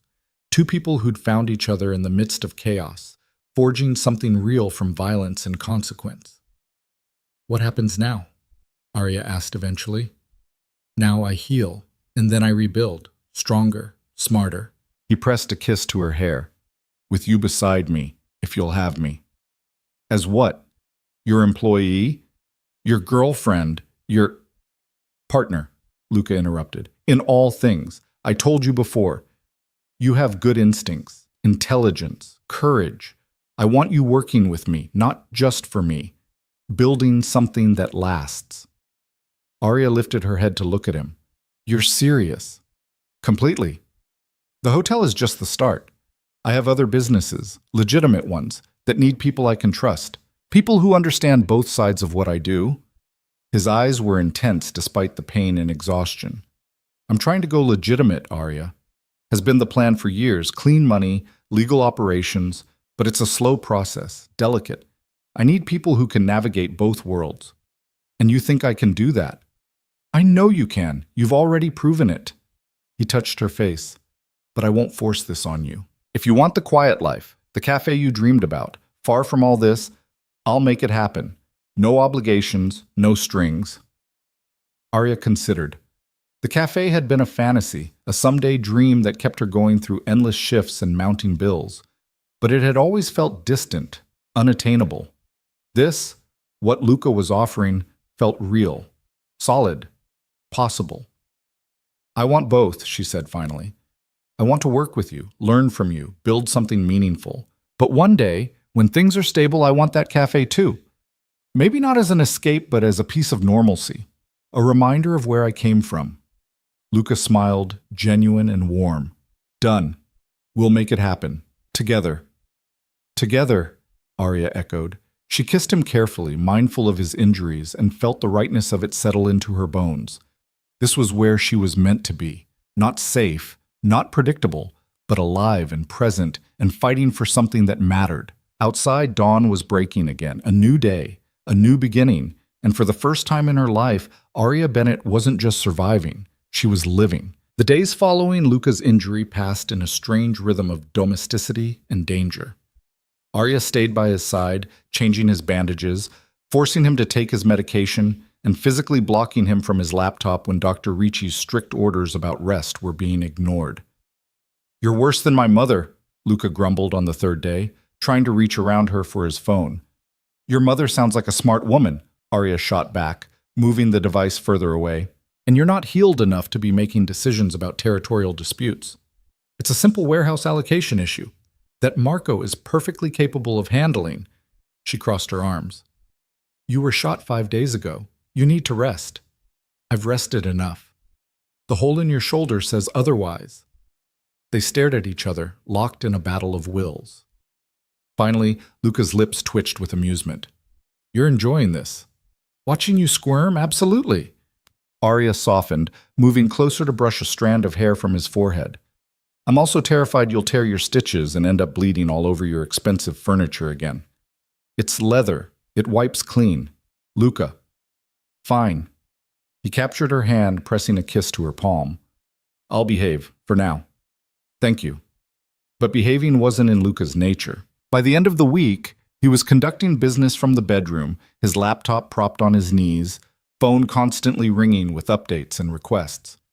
Arya gave up trying to enforce complete rest and instead focused on damage control, making sure he ate, monitoring his pain levels, and chasing out anyone who stayed longer than 30 minutes. Marco found the whole situation hilarious. "Never thought I'd see the day," he said, leaning against the doorframe while Arya bullied Luca into eating soup. Luca Moretti, feared by half the city, brought to heel by a woman with a bowl of chicken broth. "It's minestrone," Arya corrected, "and I'm not bringing him to heel. I'm keeping him alive." "Same thing in my book." Luca glared at them both, but ate the soup without further complaint. The truth was, beneath the bickering and forced rest, something fundamental was shifting between them. The near-death experience had stripped away pretense, leaving raw honesty in its wake. They talked for hours, about everything and nothing. Luca told her about growing up in Naples, about his father's death when he was 16, about the choices that had led him down this path. Arya shared her own history, the parade of foster homes, the loneliness that had shaped her, the dreams she'd buried to survive. "I used to think I'd be dead by 30, Luca admitted one night, his voice quiet in the darkness. "In this life, that's the expected lifespan. You burn bright and fast, and then someone faster or smarter or luckier takes you out." Arya's fingers traced lazy patterns on his chest, careful of the bandages. "What changed?" "You." He caught her hand, stilling it. "Suddenly I have a reason to think about 40, 50. Growing old. That's a lot of pressure to put on one person." "I know, but it's the truth." He turned his head to look at her, his eyes reflecting the city lights beyond the window. "You make me want things I thought I'd given up on. A future, a family, peace. Can you have those things in your world?" "I'm going to try." His voice held steel beneath the softness. "The legitimate businesses aren't just a cover, Arya. They're an exit strategy. Another 5 years, maybe 10, and I can walk away from the rest. Leave it to the next generation. Build something clean. And the people who won't let you walk away? That's what the next few years are for. Consolidating power. Making the cost of challenging me too high. ensuring that when I do step back, no one will dare fill the vacuum with chaos. He paused. I'm tired of war, tired of looking over my shoulder. I want what normal people have. Quiet nights, lazy mornings, arguments about whose turn it is to make coffee. Arya smiled despite herself. That sounds nice. It does, doesn't it? They drifted into comfortable silence, the kind that only comes when two people are truly at ease with each other. But peace never lasted long in Luca's world. The call came at 2 a.m, 10 days after the shooting. Arya jerked awake at the sound of Luca's phone buzzing insistently on the nightstand. He answered with a rough, "What?" then went very still. "When? How?" "No, don't touch anything. I'll be there in 20 minutes. He was already moving, ignoring Arya's protests about his injuries. "What happened?" she demanded. "The Castellano, their son, Antonio, was found dead an hour ago, single gunshot to the head." Luca was pulling on clothes with mechanical efficiency. "They're saying I did it." Arya's blood ran cold. "Did you?" He turned to look at her, and she saw the answer in his eyes before he spoke. "No, we have a ceasefire, an agreement. I would never break that without cause." "Then who?" "That's what I need to find out, before this spirals into another war." "I'm coming with you." "Absolutely not." "Luca, no, Arya. This is too dangerous. If the Castellano think I killed their heir, they won't be rational. They'll be out for blood." He crossed to her, cupping her face in his hands. "I need you here. Safe. Please." The please broke her resistance. She nodded reluctantly. "Be careful. Always." He kissed her hard and fast, then was gone. Marco already waiting by the elevator. Arya paced the penthouse for 3 hours, her imagination conjuring increasingly horrific scenarios. When her phone finally rang, she lunged for it. "He's okay," Marco said before she could ask. "But we have a situation." "What kind of situation?" "The kind where someone's trying to start a war between us and the Castellano. Antonio wasn't killed by our people. The bullet doesn't match any of our weapons. The angle's wrong. Everything about it screams professional hit designed to look like an execution." "Who would do that?" "That's the million-dollar question." Marco's voice was grim. "Luca's meeting with Salvatore Castellano in an hour. Neutral ground. If he can convince them we weren't involved, we might avoid bloodshed. If not, people die. A lot of people." The line went dead. Arya couldn't stay still.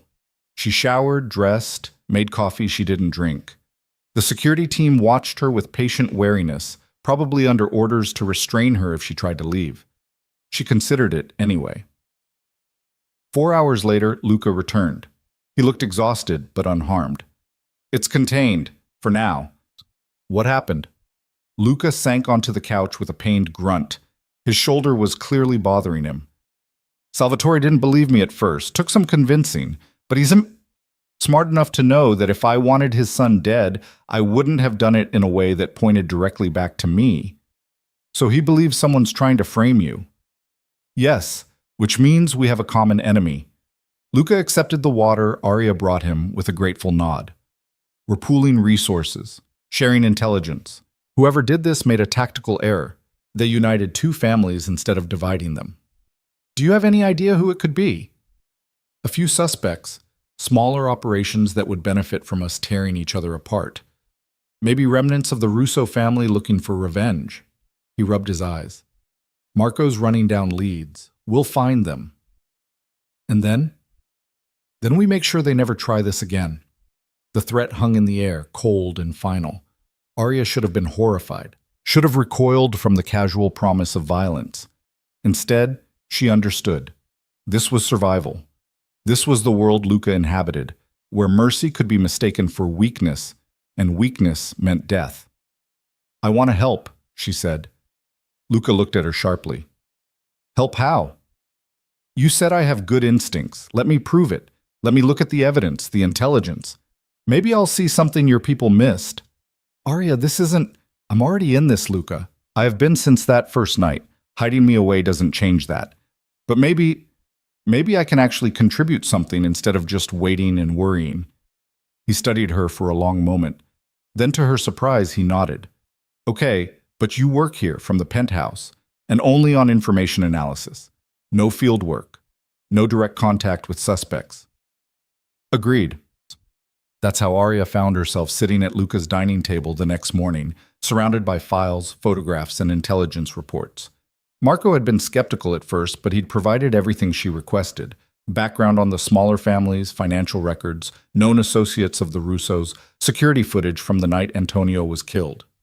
She worked methodically, the same way she used to balance books at her waitressing jobs, finding patterns in chaos. Hours passed. Coffee grew cold. Her eyes burned from staring at spreadsheets and surveillance photos.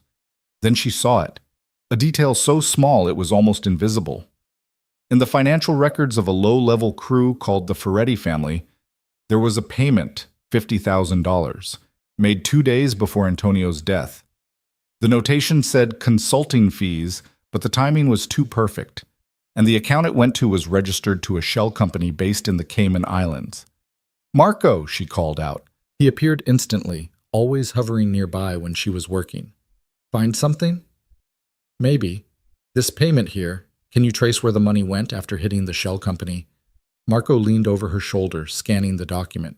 His eyes narrowed. "That's actually a good catch. Our people didn't flag this because the amount was relatively small, but the timing is suspicious. Very." He pulled out his phone, making a call in rapid Italian. When he hung up, he was smiling. "I've got our forensic accountant on it. If there's a trail, he'll find it." 3 hours later, they had their answer. The money had been funneled through 3 additional shell companies before ending up in the account of a known contract killer, a man with ties to organized crime across the eastern seaboard. "The Ferretti family hired the hit," Marco said, laying out the evidence for Luca when he arrived that evening. "They wanted to trigger a war between us and the Castellano, then move in while we were distracted. Classic power play." Luca's expression was carved from ice as he reviewed the documents. "How did we miss this?" The payments were broken up, disguised as legitimate expenses. It was designed to stay under the radar. Marco glanced at Arya. She found the thread, pulled it until the whole thing unraveled. Luca looked at her, something unreadable in his eyes. Pride, maybe? Or concern. "Good work! What happens now?" Arya asked. "Now I share this with Salvatore, then we pay the Ferretti family a visit." "Luca, they killed his son, Arya, and they tried to start a war that would have cost hundreds of lives. There has to be a reckoning." She knew he was right, knew that in his world this kind of betrayal demanded blood, but knowing it and accepting it were different things. "Just try not to get shot again," she said quietly. His smile was brief but genuine. "I'll do my best." The meeting with the Ferretti family happened at midnight in an abandoned warehouse on the outskirts of Brooklyn. Arya knew this because she'd insisted on being kept informed, even if she couldn't be there. Marco sent her periodic updates, terse, coded messages that told her nothing and everything. Target located. Negotiations in progress. Situation contained. Each message ratcheted her tension higher. She tried to distract herself with work, with television, with anything. Nothing helped. She was staring at the city lights, her reflection ghost-like in the glass, when her phone rang. "It's done," Luca said without preamble. "Are you hurt?" "No, but the Ferretti family won't be a problem anymore." Arya closed her eyes, not wanting to know the details. "And Salvatore?" "Satisfied. Justice was served. The alliance holds." "So it's really over." "This chapter, yes." She heard exhaustion in his voice, bone deep and soul heavy. "I'm coming home." Home. When had the penthouse become home? When had Luca's presence become the thing that made a place safe? He arrived 40 minutes later, looking worn but unbloodied. Arya met him at the elevator, and he pulled her into his arms without a word, holding her like she was the only solid thing in a shifting world. "I'm tired," he murmured into her hair. "So tired of this." "Then stop." "I can't. Not yet. There are still too many loose threads, too many people depending on me." He pulled back to look at her. "But soon. I promise. Soon I'll have built something stable enough that I can step back. And when I do, I want you beside me. I'm not going anywhere. Even after seeing what my life really entails, the violence, the moral compromises, the constant danger." Arya touched his face, feeling the stubble rough against her palm, the warmth of his skin. Especially after seeing all that. Because I also see what you're building. The legitimate businesses employing thousands of people. The neighborhoods you protect. The families you help. It's not black and white, Luca. Nothing is. You're too good for this world. No, I'm exactly right for it. Because I see both sides, the darkness and the light, and I choose to help you build toward the light. He kissed her then, deep and desperate, as if trying to convince himself she was real. When they finally broke apart, he rested his forehead against hers. There's something I need to do, he said. Something I should have done weeks ago. What? Luca stepped back and, to her utter shock, dropped to one knee. What are you doing? Arya's voice came out as a squeak. Something traditional, old-fashioned, probably completely insane given the circumstances. He pulled a small velvet box from his pocket. Arya Bennett, you saved my life. Then you stayed when anyone sane would have run. You've seen me at my worst, bloodied, violent, making choices that haunt me, and you didn't flinch. You made me believe in futures I'd given up on, in possibilities I thought were lost. He opened the box, revealing a ring, elegant, timeless, with a single diamond that caught the light like captured starfire. I'm not promising you an easy life. I can't. But I'm promising you all of me. Every broken piece, every scar, every hope. Marry me. Build this future with me. Help me become the man I want to be instead of the one I've had to be. Tears streamed down Arya's face. This wasn't how she'd imagined a proposal. At midnight in a penthouse, from a man who'd just returned from dispensing violent justice. It should have been wrong. Should have been tainted by the darkness that shadowed his world. Instead, it felt perfect. Yes, she whispered. Yes, I'll marry you. Lucas surged to his feet, too quickly, given his healing shoulder, and kissed her with a passion that made the world spin. He slipped the ring onto her finger, and it fit perfectly, as if it had been waiting for her all along.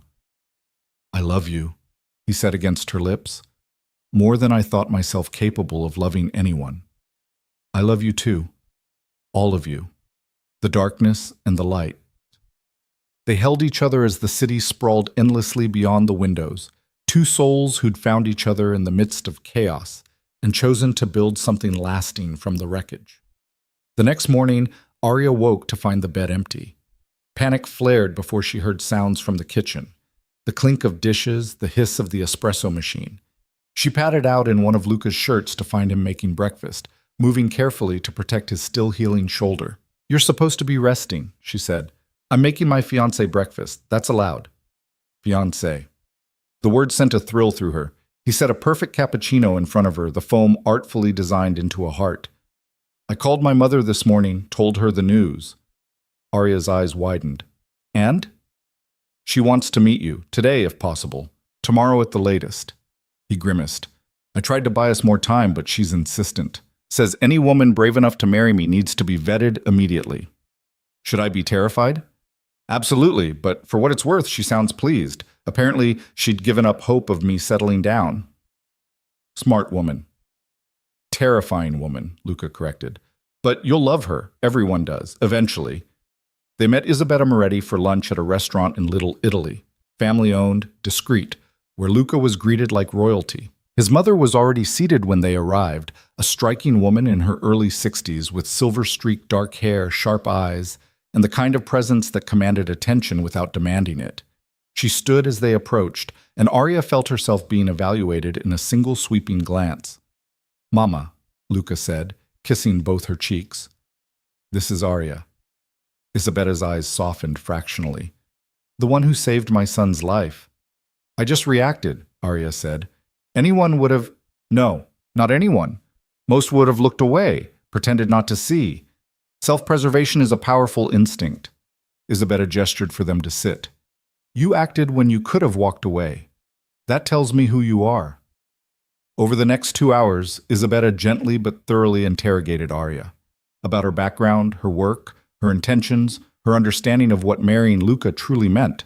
Some questions were subtle, others direct to the point of uncomfortable. But beneath it all, Arya sensed genuine concern. A mother trying to protect her son, while also welcoming someone new into the family. You understand he's trying to go legitimate, Isabella said over dessert, that he wants to leave the darkness behind. I do. And you're prepared to help him, to be the anchor that keeps him from sliding back when things get difficult? Arya met those sharp eyes without flinching. I'm prepared to stand beside him, whatever that requires. Isabella studied her for a long moment. Then, incredibly, she smiled. Good. He needs someone strong, someone who won't break under pressure. She reached across the table, taking Arya's hand. Welcome to the family, Kara. It's small, but fierce. And now it includes you. The acceptance brought unexpected tears to Arya's eyes. She'd never had a family. Never had someone look at her and say, you belong here. The weight of it was overwhelming. Luca's hand found hers under the table, squeezing gently.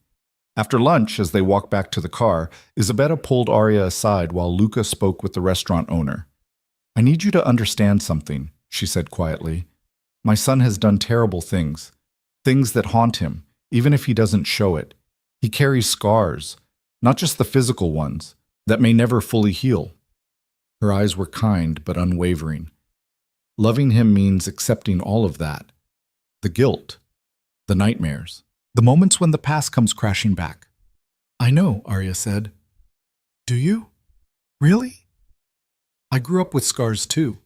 Different kinds, but just as deep. I understand what it means to carry darkness, and I also understand that love isn't about perfection. It's about choosing someone, scars and all, and committing to face whatever comes together. Isabella's smile was approving. You really are perfect for him. That night, lying in bed with Luca's arm draped carefully around her, Arya stared at the ring on her finger. Your mother's incredible, she said. Told you. Terrifying. In the best way. Luca chuckled, then sobered. There's one more thing I need to tell you. About my plans. About the future. Arya turned to face him. I'm listening. I've been working on an exit strategy for 5 years. Slowly transitioning assets, building legitimate revenue streams, putting distance between myself and the criminal enterprises. In 2 years, maybe 3, I'll have enough separation that I can make a clean break without leaving a power vacuum. And then? Then I walk away, completely. The hotels, the real estate, the import businesses, those stay. Everything else gets handed off to people I trust, people who can maintain the balance without me. He paused. I want to build a normal life, Arya. Maybe not completely normal, too much history for that, but something close. Something where our children don't have to grow up looking over their shoulders. Children. The word made her heart skip. If you want them. If not, that's okay too. I just want a future where the biggest crisis is a broken dishwasher, not a rival family trying to kill me. Arya laughed, the sound slightly watery. That sounds perfect. 2 years, Luca said. Can you wait 2 years? I've waited my whole life to find something worth holding on to. 2 more years is nothing. He kissed her, slow and sweet, a promise of all the tomorrows to come. Outside, the city glittered, beautiful and brutal, full of danger and possibility. But inside, wrapped in each other's arms, they'd found something precious, something worth fighting for. And fight they would, together. Until the darkness finally gave way to light. The months that followed were a study in contrasts, building toward legitimacy while navigating the treacherous currents of Luca's world. Arya threw herself into the work with fierce determination, learning the intricacies of his business empire. She spent mornings at the hotel in Tribeca, afternoons reviewing real estate portfolios, evenings studying financial reports that documented the slow, careful transition from shadow to light. She was good at it, better than good. Her years of survival had taught her to read between lines, to spot inconsistencies, to understand the unspoken tensions that governed human behavior. In boardrooms and negotiation meetings, she became Luca's secret weapon, the one who could smile and ask innocent questions that exposed lies, who could offer suggestions that seemed simple but shifted entire strategies. You have a gift for this, Marco told her one afternoon as they reviewed a problematic acquisition. Luca's father would have loved you. I wish I could have met him. He was a hard man. Fair, but hard. Believed that respect was earned through action, not words. Marco's expression turned distant. He built this empire from nothing, started as a dock worker and ended up controlling half the shipping in the Northeast. But it cost him. cost all of us. Is that why Luca wants out? Because he saw what it did to his father? Partly, but mostly because he's smarter than his father was. He sees that the old ways are dying, that the future belongs to people who can operate in both worlds, legitimate and otherwise, until they don't need the shadows anymore. Arya understood that better now. The transition wasn't simple or clean. It required maintaining relationships with dangerous people while simultaneously building distance from them. It meant making compromises that left her awake some nights, staring at the ceiling and questioning whether the ends justified the means. But then she'd feel Luca's arm tighten around her in his sleep, hear him murmur her name, and remember why she was doing this. For him, for them, for the future they were building together. The wedding planning became an unexpected refuge. Isabella took charge with the kind of military precision that made five-star generals look disorganized. She and Arya spent hours selecting venues, sampling cakes, debating flower arrangements. It was normal in a way nothing else in Arya's life had ever been. Frustrating and joyful and utterly mundane. "My son wants small and private," Isabella said over champagne one afternoon, reviewing guest lists. "But in our world, small is still 200 people. Everyone who matters needs to be there. It's politics as much as celebration." "I understand. Do you mind? Some brides want intimacy, just family and close friends." Arya considered this. 6 months ago, she would have had no one to invite. Now she had Isabella, Marco, the staff from the hotel, who'd become something like friends, and Luca's extended network of allies and associates. It wasn't the family she'd been born to, but it was the one she'd chosen. "I want whatever shows the world that I'm proud to be marrying him," she said finally. "That I'm not hiding or ashamed. 200 people is fine." Isabella's smile was approving. "You're stronger than you look, Kara. I've had to be." The engagement wasn't without its challenges. There were people in Luca's world who saw Arya as a weakness, a soft spot that could be exploited. She received threatening letters, found her car vandalized twice, and once had to be physically pulled back by security when someone tried to grab her outside the hotel. After that incident, Luca tripled her protection detail. "This is insane," Arya protested, looking at the 4 bodyguards now assigned to her. "I can't live like this." "You can and you will," Luca said, his voice allowing no argument. "Not forever. Just until we're clear of the transition. Once I'm fully legitimate, once the old ties are severed, you won't need this level of security." "When will that be?" "Soon." But his eyes held doubt, as if he wasn't entirely sure himself. The doubt proved prescient. 9 months into their engagement, the careful peace Luca had built began to fracture. A new player emerged, someone operating outside the traditional family structures, running drugs and weapons with brutal efficiency. They called themselves the Syndicate, and they had no interest in the old rules or the old alliances. "They're young," Marco explained during an emergency meeting at the Connecticut estate. "Most of them in their 20s, no respect for tradition, no understanding of how the balance works. And they want my territory," Luca said, studying surveillance photos spread across the table. "They want everyone's territory. They've already pushed out 3 smaller families in Queens, hit 2 of Castellano's operations. Now they're looking at your holdings." Arya watched Luca's expression harden. This was what he'd been trying to avoid.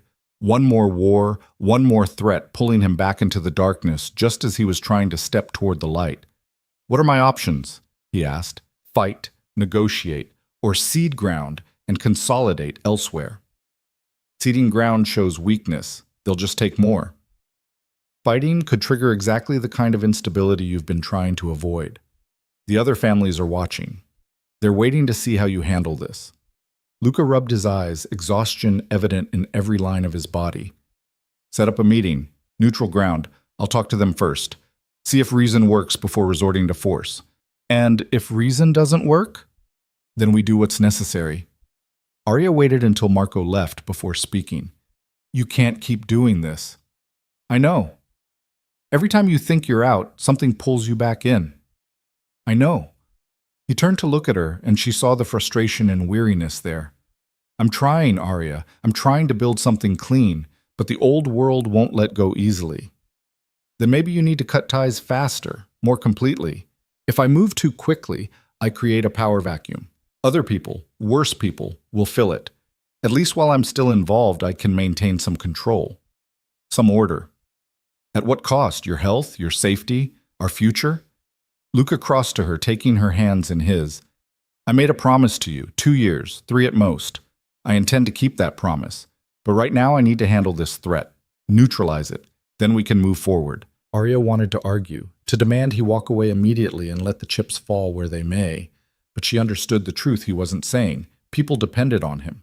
Legitimate employees at his hotels and restaurants, families he protected in neighborhoods that would descend into chaos without his stabilizing influence. Walking away meant abandoning them. Okay, she said quietly. Handle it. But Luca, be careful. Don't let this pull you all the way back. I won't, I promise. The meeting with the syndicate happened 3 days later at a warehouse in Red Hook. Arya insisted on going despite Luca's vehement protests. I need to see this, she said. I need to understand what we're dealing with. It's too dangerous. I'll stay in the car with Marco, full security, but I'm coming. Something in her tone must have convinced him because he finally nodded. In the car. You don't get out no matter what happens. The warehouse was exactly what Arya expected, concrete and shadows, the kind of place where violence felt inevitable. She watched from the SUV as Luca approached with 2 of his men, meeting a group of younger men who radiated aggressive confidence. Their leader was a man who couldn't have been older than 25, with cold eyes and an easy smile that didn't reach them. Marco had identified him as Vincent Shaw, former military, dishonorably discharged, now running the syndicate with ruthless efficiency. Arya couldn't hear the conversation, but she could read body language. Luca, controlled and authoritative. Vincent, dismissive and mocking, the tension ratcheting higher with each exchange. Then Vincent said something that made Luca go very still. This isn't good, Marco muttered beside her. What did he say? I can't tell, but look at Luca's hands. Arya looked.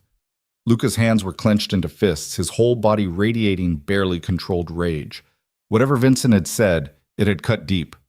The meeting ended abruptly. Luca turned and walked back to the SUV, his expression carved from ice. He got in without a word, and Marco immediately drove away. What happened? Arya asked. Luca's jaw worked. He threatened you. Said that marrying me made you a legitimate target. That if I didn't hand over my waterfront properties, you'd be the first casualty of the war. Arya's blood ran cold. He can't. He can. And he will if I don't give him what he wants. Luca's voice was flat, emotionless, the tone he used when his feelings were too big to safely express. He's escalating, trying to force my hand. What are you going to do? What I have to do. That night, Luca called together every ally he had. The Castellano family, the remnants of the old guard, even a few legitimate business owners who understood that the syndicate represented chaos that would harm everyone. He laid out his case simply. The syndicate threatened the careful balance that kept the city functioning. They needed to be stopped before their aggression spiraled into open war. The response was unanimous. They would stand with him. What followed was 3 weeks of careful, brutal strategy. Not open warfare, but calculated strikes, disrupting supply chains, freezing assets, applying pressure through legitimate channels where possible and illegitimate ones where necessary. The syndicate pushed back hard, leading to several violent confrontations that left people on both sides dead or hospitalized. Arya watched it unfold from the safety of the estate, her security detail now numbering 6. She continued working, continued planning the wedding, continued maintaining the appearance of normalcy even as the world burned around them. But inside, she was terrified that Luca would be the next casualty, that Vincent's threat would become reality, that everything they'd built would crumble. The breaking point came on a Tuesday morning. Arya was reviewing contracts when Marco burst into the office, his face ashen. They took him! Her heart stopped. What? Luca. He went to check on one of the restaurants. The syndicate ambushed his car, took him. The room spun. Is he alive? They sent proof of life 20 minutes ago. They're demanding we surrender all waterfront operations by midnight or they'll kill him. Arya was on her feet, moving before conscious thought caught up. Where? Where are they holding him? We don't know. They're smart. Kept the video background neutral. Could be anywhere in the city. Then find them. Her voice came out as a scream. Use every resource, every contact, every... We are, Marco said, gripping her shoulders. Every person we have is looking, but Arya, you need to prepare yourself. If we can't find him in time... No. The word was absolute. We'll find him. We have to. She spent the next hours in a haze of terror and fury. Marco coordinated the search from the estate, dozens of calls going out to informants and allies. Salvatore Castellano contributed his own resources, as angry about the kidnapping as anyone. It violated every code, crossed every line. 6 hours before the deadline, they got a break. A low-level member of the syndicate, arrested on an unrelated charge, offered information in exchange for leniency. He didn't know exactly where Luca was being held, but he'd heard mentions of an abandoned factory in Staten Island. It was enough. Marco assembled a team, 20 of their best people, plus a dozen of Castellanos. Arya demanded to go and was predictably refused. You stay here where it's safe, Marco said. When we bring him back, he'll need you whole and healthy, not caught in the crossfire. I can't just sit here. Yes, you can. And you will, because that's what he'd want. So she waited. Again, pacing the same floor she'd paced a year ago, terrified for the same man, praying to forces she didn't believe in that he'd come home alive. The call came 90 minutes later. We have him, Marco said, his voice tight with emotion. He's hurt, but alive. We're bringing him home. Arya's legs gave out. She sank to the floor, clutching the phone, tears streaming down her face. How bad? Bad enough. Dr. Ricci is meeting us at the house. Just be ready. When they arrived, Arya was waiting by the door. She watched them carry Luca inside, and her stomach lurched. He was conscious, but barely. His face bruised and swollen, his movement suggesting broken ribs, possibly worse. There was blood, too much blood, and the haunted look in his eyes said the damage went deeper than physical. Dining table, Dr. Ricci commanded, and they repeated the horrific ritual from months before. This time was worse. The injuries more severe, broken ribs, a fractured wrist, lacerations that required dozens of stitches. And throughout it all, Luca remained eerily quiet, his eyes distant. When Dr. Ricci finally finished and left them alone, Arya climbed carefully onto the table beside him. Hey, she whispered. He turned his head slowly. Hey. You scared me. I know. I'm sorry. What did they do to you? Nothing I haven't survived before. But his voice was hollow, and she knew he was lying, or at least not telling the whole truth. Luca, they're gone, he said abruptly. Vincent and his inner circle. Marco and Castellano's people. They made sure of it. The syndicate is finished. Arya absorbed this. More deaths. More violence. More blood on hands that were trying so hard to be clean. At what cost? She asked quietly. Luca's laugh was bitter. Everything. This cost everything.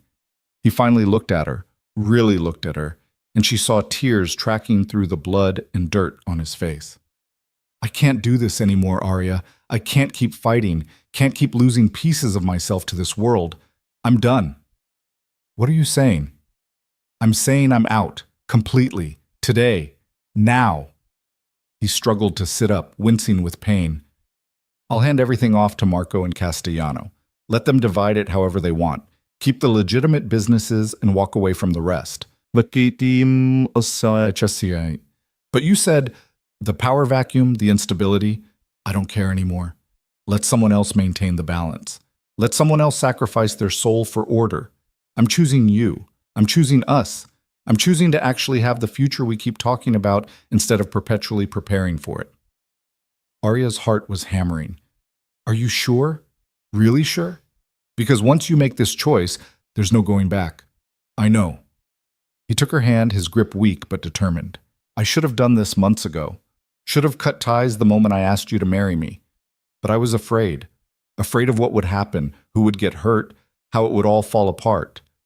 But today, sitting in that factory thinking I might never see you again, I realized something. What? That the only thing that matters is you, us. Everything else, the territory, the power, the legacy, it's all meaningless if I'm not alive to share it with you. Arya was crying openly now. I love you. I love you too, more than anything, more than this life. He pressed his forehead to hers, both of them shaking. Marry me. Tomorrow. Today if we can manage it. I don't want to wait anymore. You can barely stand. Then we'll do it sitting down. I don't care. I just want to make you my wife before anything else can go wrong. Arya laughed through her tears. Okay. Yes. Whenever, wherever. I'm yours. They called Isabella, who managed to arrange everything with stunning efficiency. 3 days later, enough time for Luca's swelling to go down and his mobility to improve, they were married in a small chapel in Connecticut with only 20 people in attendance. Isabella, Marco, Dr. Ricci, and a handful of others who'd proven their loyalty. Arya wore a simple white dress that Isabella had somehow produced overnight. Luca wore a dark suit, moving stiffly but standing tall. When he said his vows, promising to love her, protect her, build a life worthy of her sacrifice, his voice was steady and clear. I was dead before I met you, he said, deviating from the traditional words. Going through the motions, playing a role, waiting for the bullet with my name on it. You gave me a reason to live, a reason to fight for something better. I promised to spend every day of the rest of my life earning that gift. Arya's vows were simpler. I choose you, every day, in every way, for as long as we both live. When they kissed, sealing the promise, applause erupted from their small audience. Isabella was crying openly. Marco was suspiciously misty-eyed. Even Dr. Ricci looked moved. The reception was held at the estate. Nothing elaborate, just good food, better wine, and people who genuinely cared about their happiness. It was perfect in its simplicity.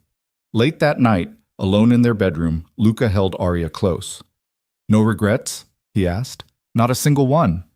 Even though you married a man with more baggage than any person should have to carry? I married the man I love. The baggage comes with the territory. She traced the line of his jaw. Besides, I have plenty of my own baggage.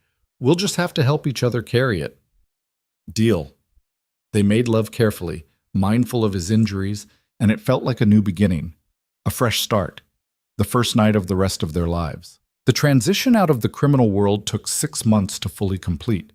Luca handed off his remaining shadow operations to Marco and Salvatore, keeping only the legitimate businesses. There were tense moments, negotiations that could have gone wrong, threats from people who didn't want to see him leave. But with Arya beside him and his allies backing him, he made it work. By the time their first anniversary approached, Luca Moretti was, on paper and in practice, a legitimate businessman. He owned hotels, restaurants, and real estate holdings. He employed hundreds of people in legal, above-board operations. The shadows of his past remained, but they no longer controlled his present. Arya had flourished in ways she'd never imagined.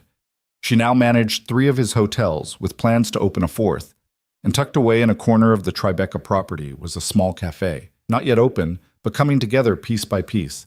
Her dream, finally within reach. Next month, she told Luca, showing him the designs. We'll have the grand opening next month. What are you going to call it? She touched the locket at her throat, the one he'd returned to her that night that changed everything. Bennett's. After my mother. A piece of my past in our future. Luca pulled her close, pressing a kiss to her temple. She would have been proud of you. I hope so. They stood together in the empty cafe space, surrounded by paint samples and furniture catalogs, planning a future that felt impossibly bright. Outside, the city continued its endless rhythm, beautiful and brutal, full of danger and possibility. But they'd found their place in it, not in the shadows or the spotlight, but somewhere in between, building something real from the ashes of chaos, living instead of merely surviving. What are you thinking? Luca asked. Arya smiled, her hand moving to rest on her still flat stomach where a new life was just beginning, though she hadn't told him yet. Soon. She'd tell him soon, when the moment was right. I'm thinking about how one moment changed everything. One choice made without thinking. One impulse that felt reckless and terrifying and absolutely necessary. Pulling me away from that car. Yes, if I'd walked away that night, if I'd minded my own business and caught my train home, my life would be completely different. Do you ever wonder what would have happened if you'd made the other choice? Arya considered this. That version of her life felt like a ghost story now. The endless struggle, the crushing loneliness, the quiet desperation of surviving without living. She'd probably still be waitressing at Marcello's, still drowning in bills, still invisible. No, she said finally, I don't wonder. Because this, right here, right now, with you, this is exactly where I'm supposed to be. Every choice, every consequence, every moment of fear and hope and love led me here. And I wouldn't change a single second. Luca turned her to face him, his eyes, those dark, intense eyes that had first captured her in the midst of chaos, soft with emotion. Neither would I. You saved my life that night, Arya. But more than that, you gave me a reason to live it. They kissed as the afternoon sun streamed through the windows, painting everything in shades of gold. Two people who'd found each other in the darkness and chosen to walk toward the light together. The journey hadn't been easy, the costs had been high, but they'd survived, they'd fought, they'd built something lasting from impossible circumstances. And now, standing in a cafe that represented dreams and second chances, with a future full of possibilities stretching before them, Arya Bennett Moretti finally understood what it meant to be truly, completely alive. She'd saved a stranger's life on a rain-soaked Manhattan street, and in doing so, she'd saved her own. The city glittered beyond the windows, endless and unforgiving, full of stories yet to be written. But this story, their story, had found its ending. Not perfect, not without scars, but real and hard-won, and absolutely theirs. And that was enough. That was everything.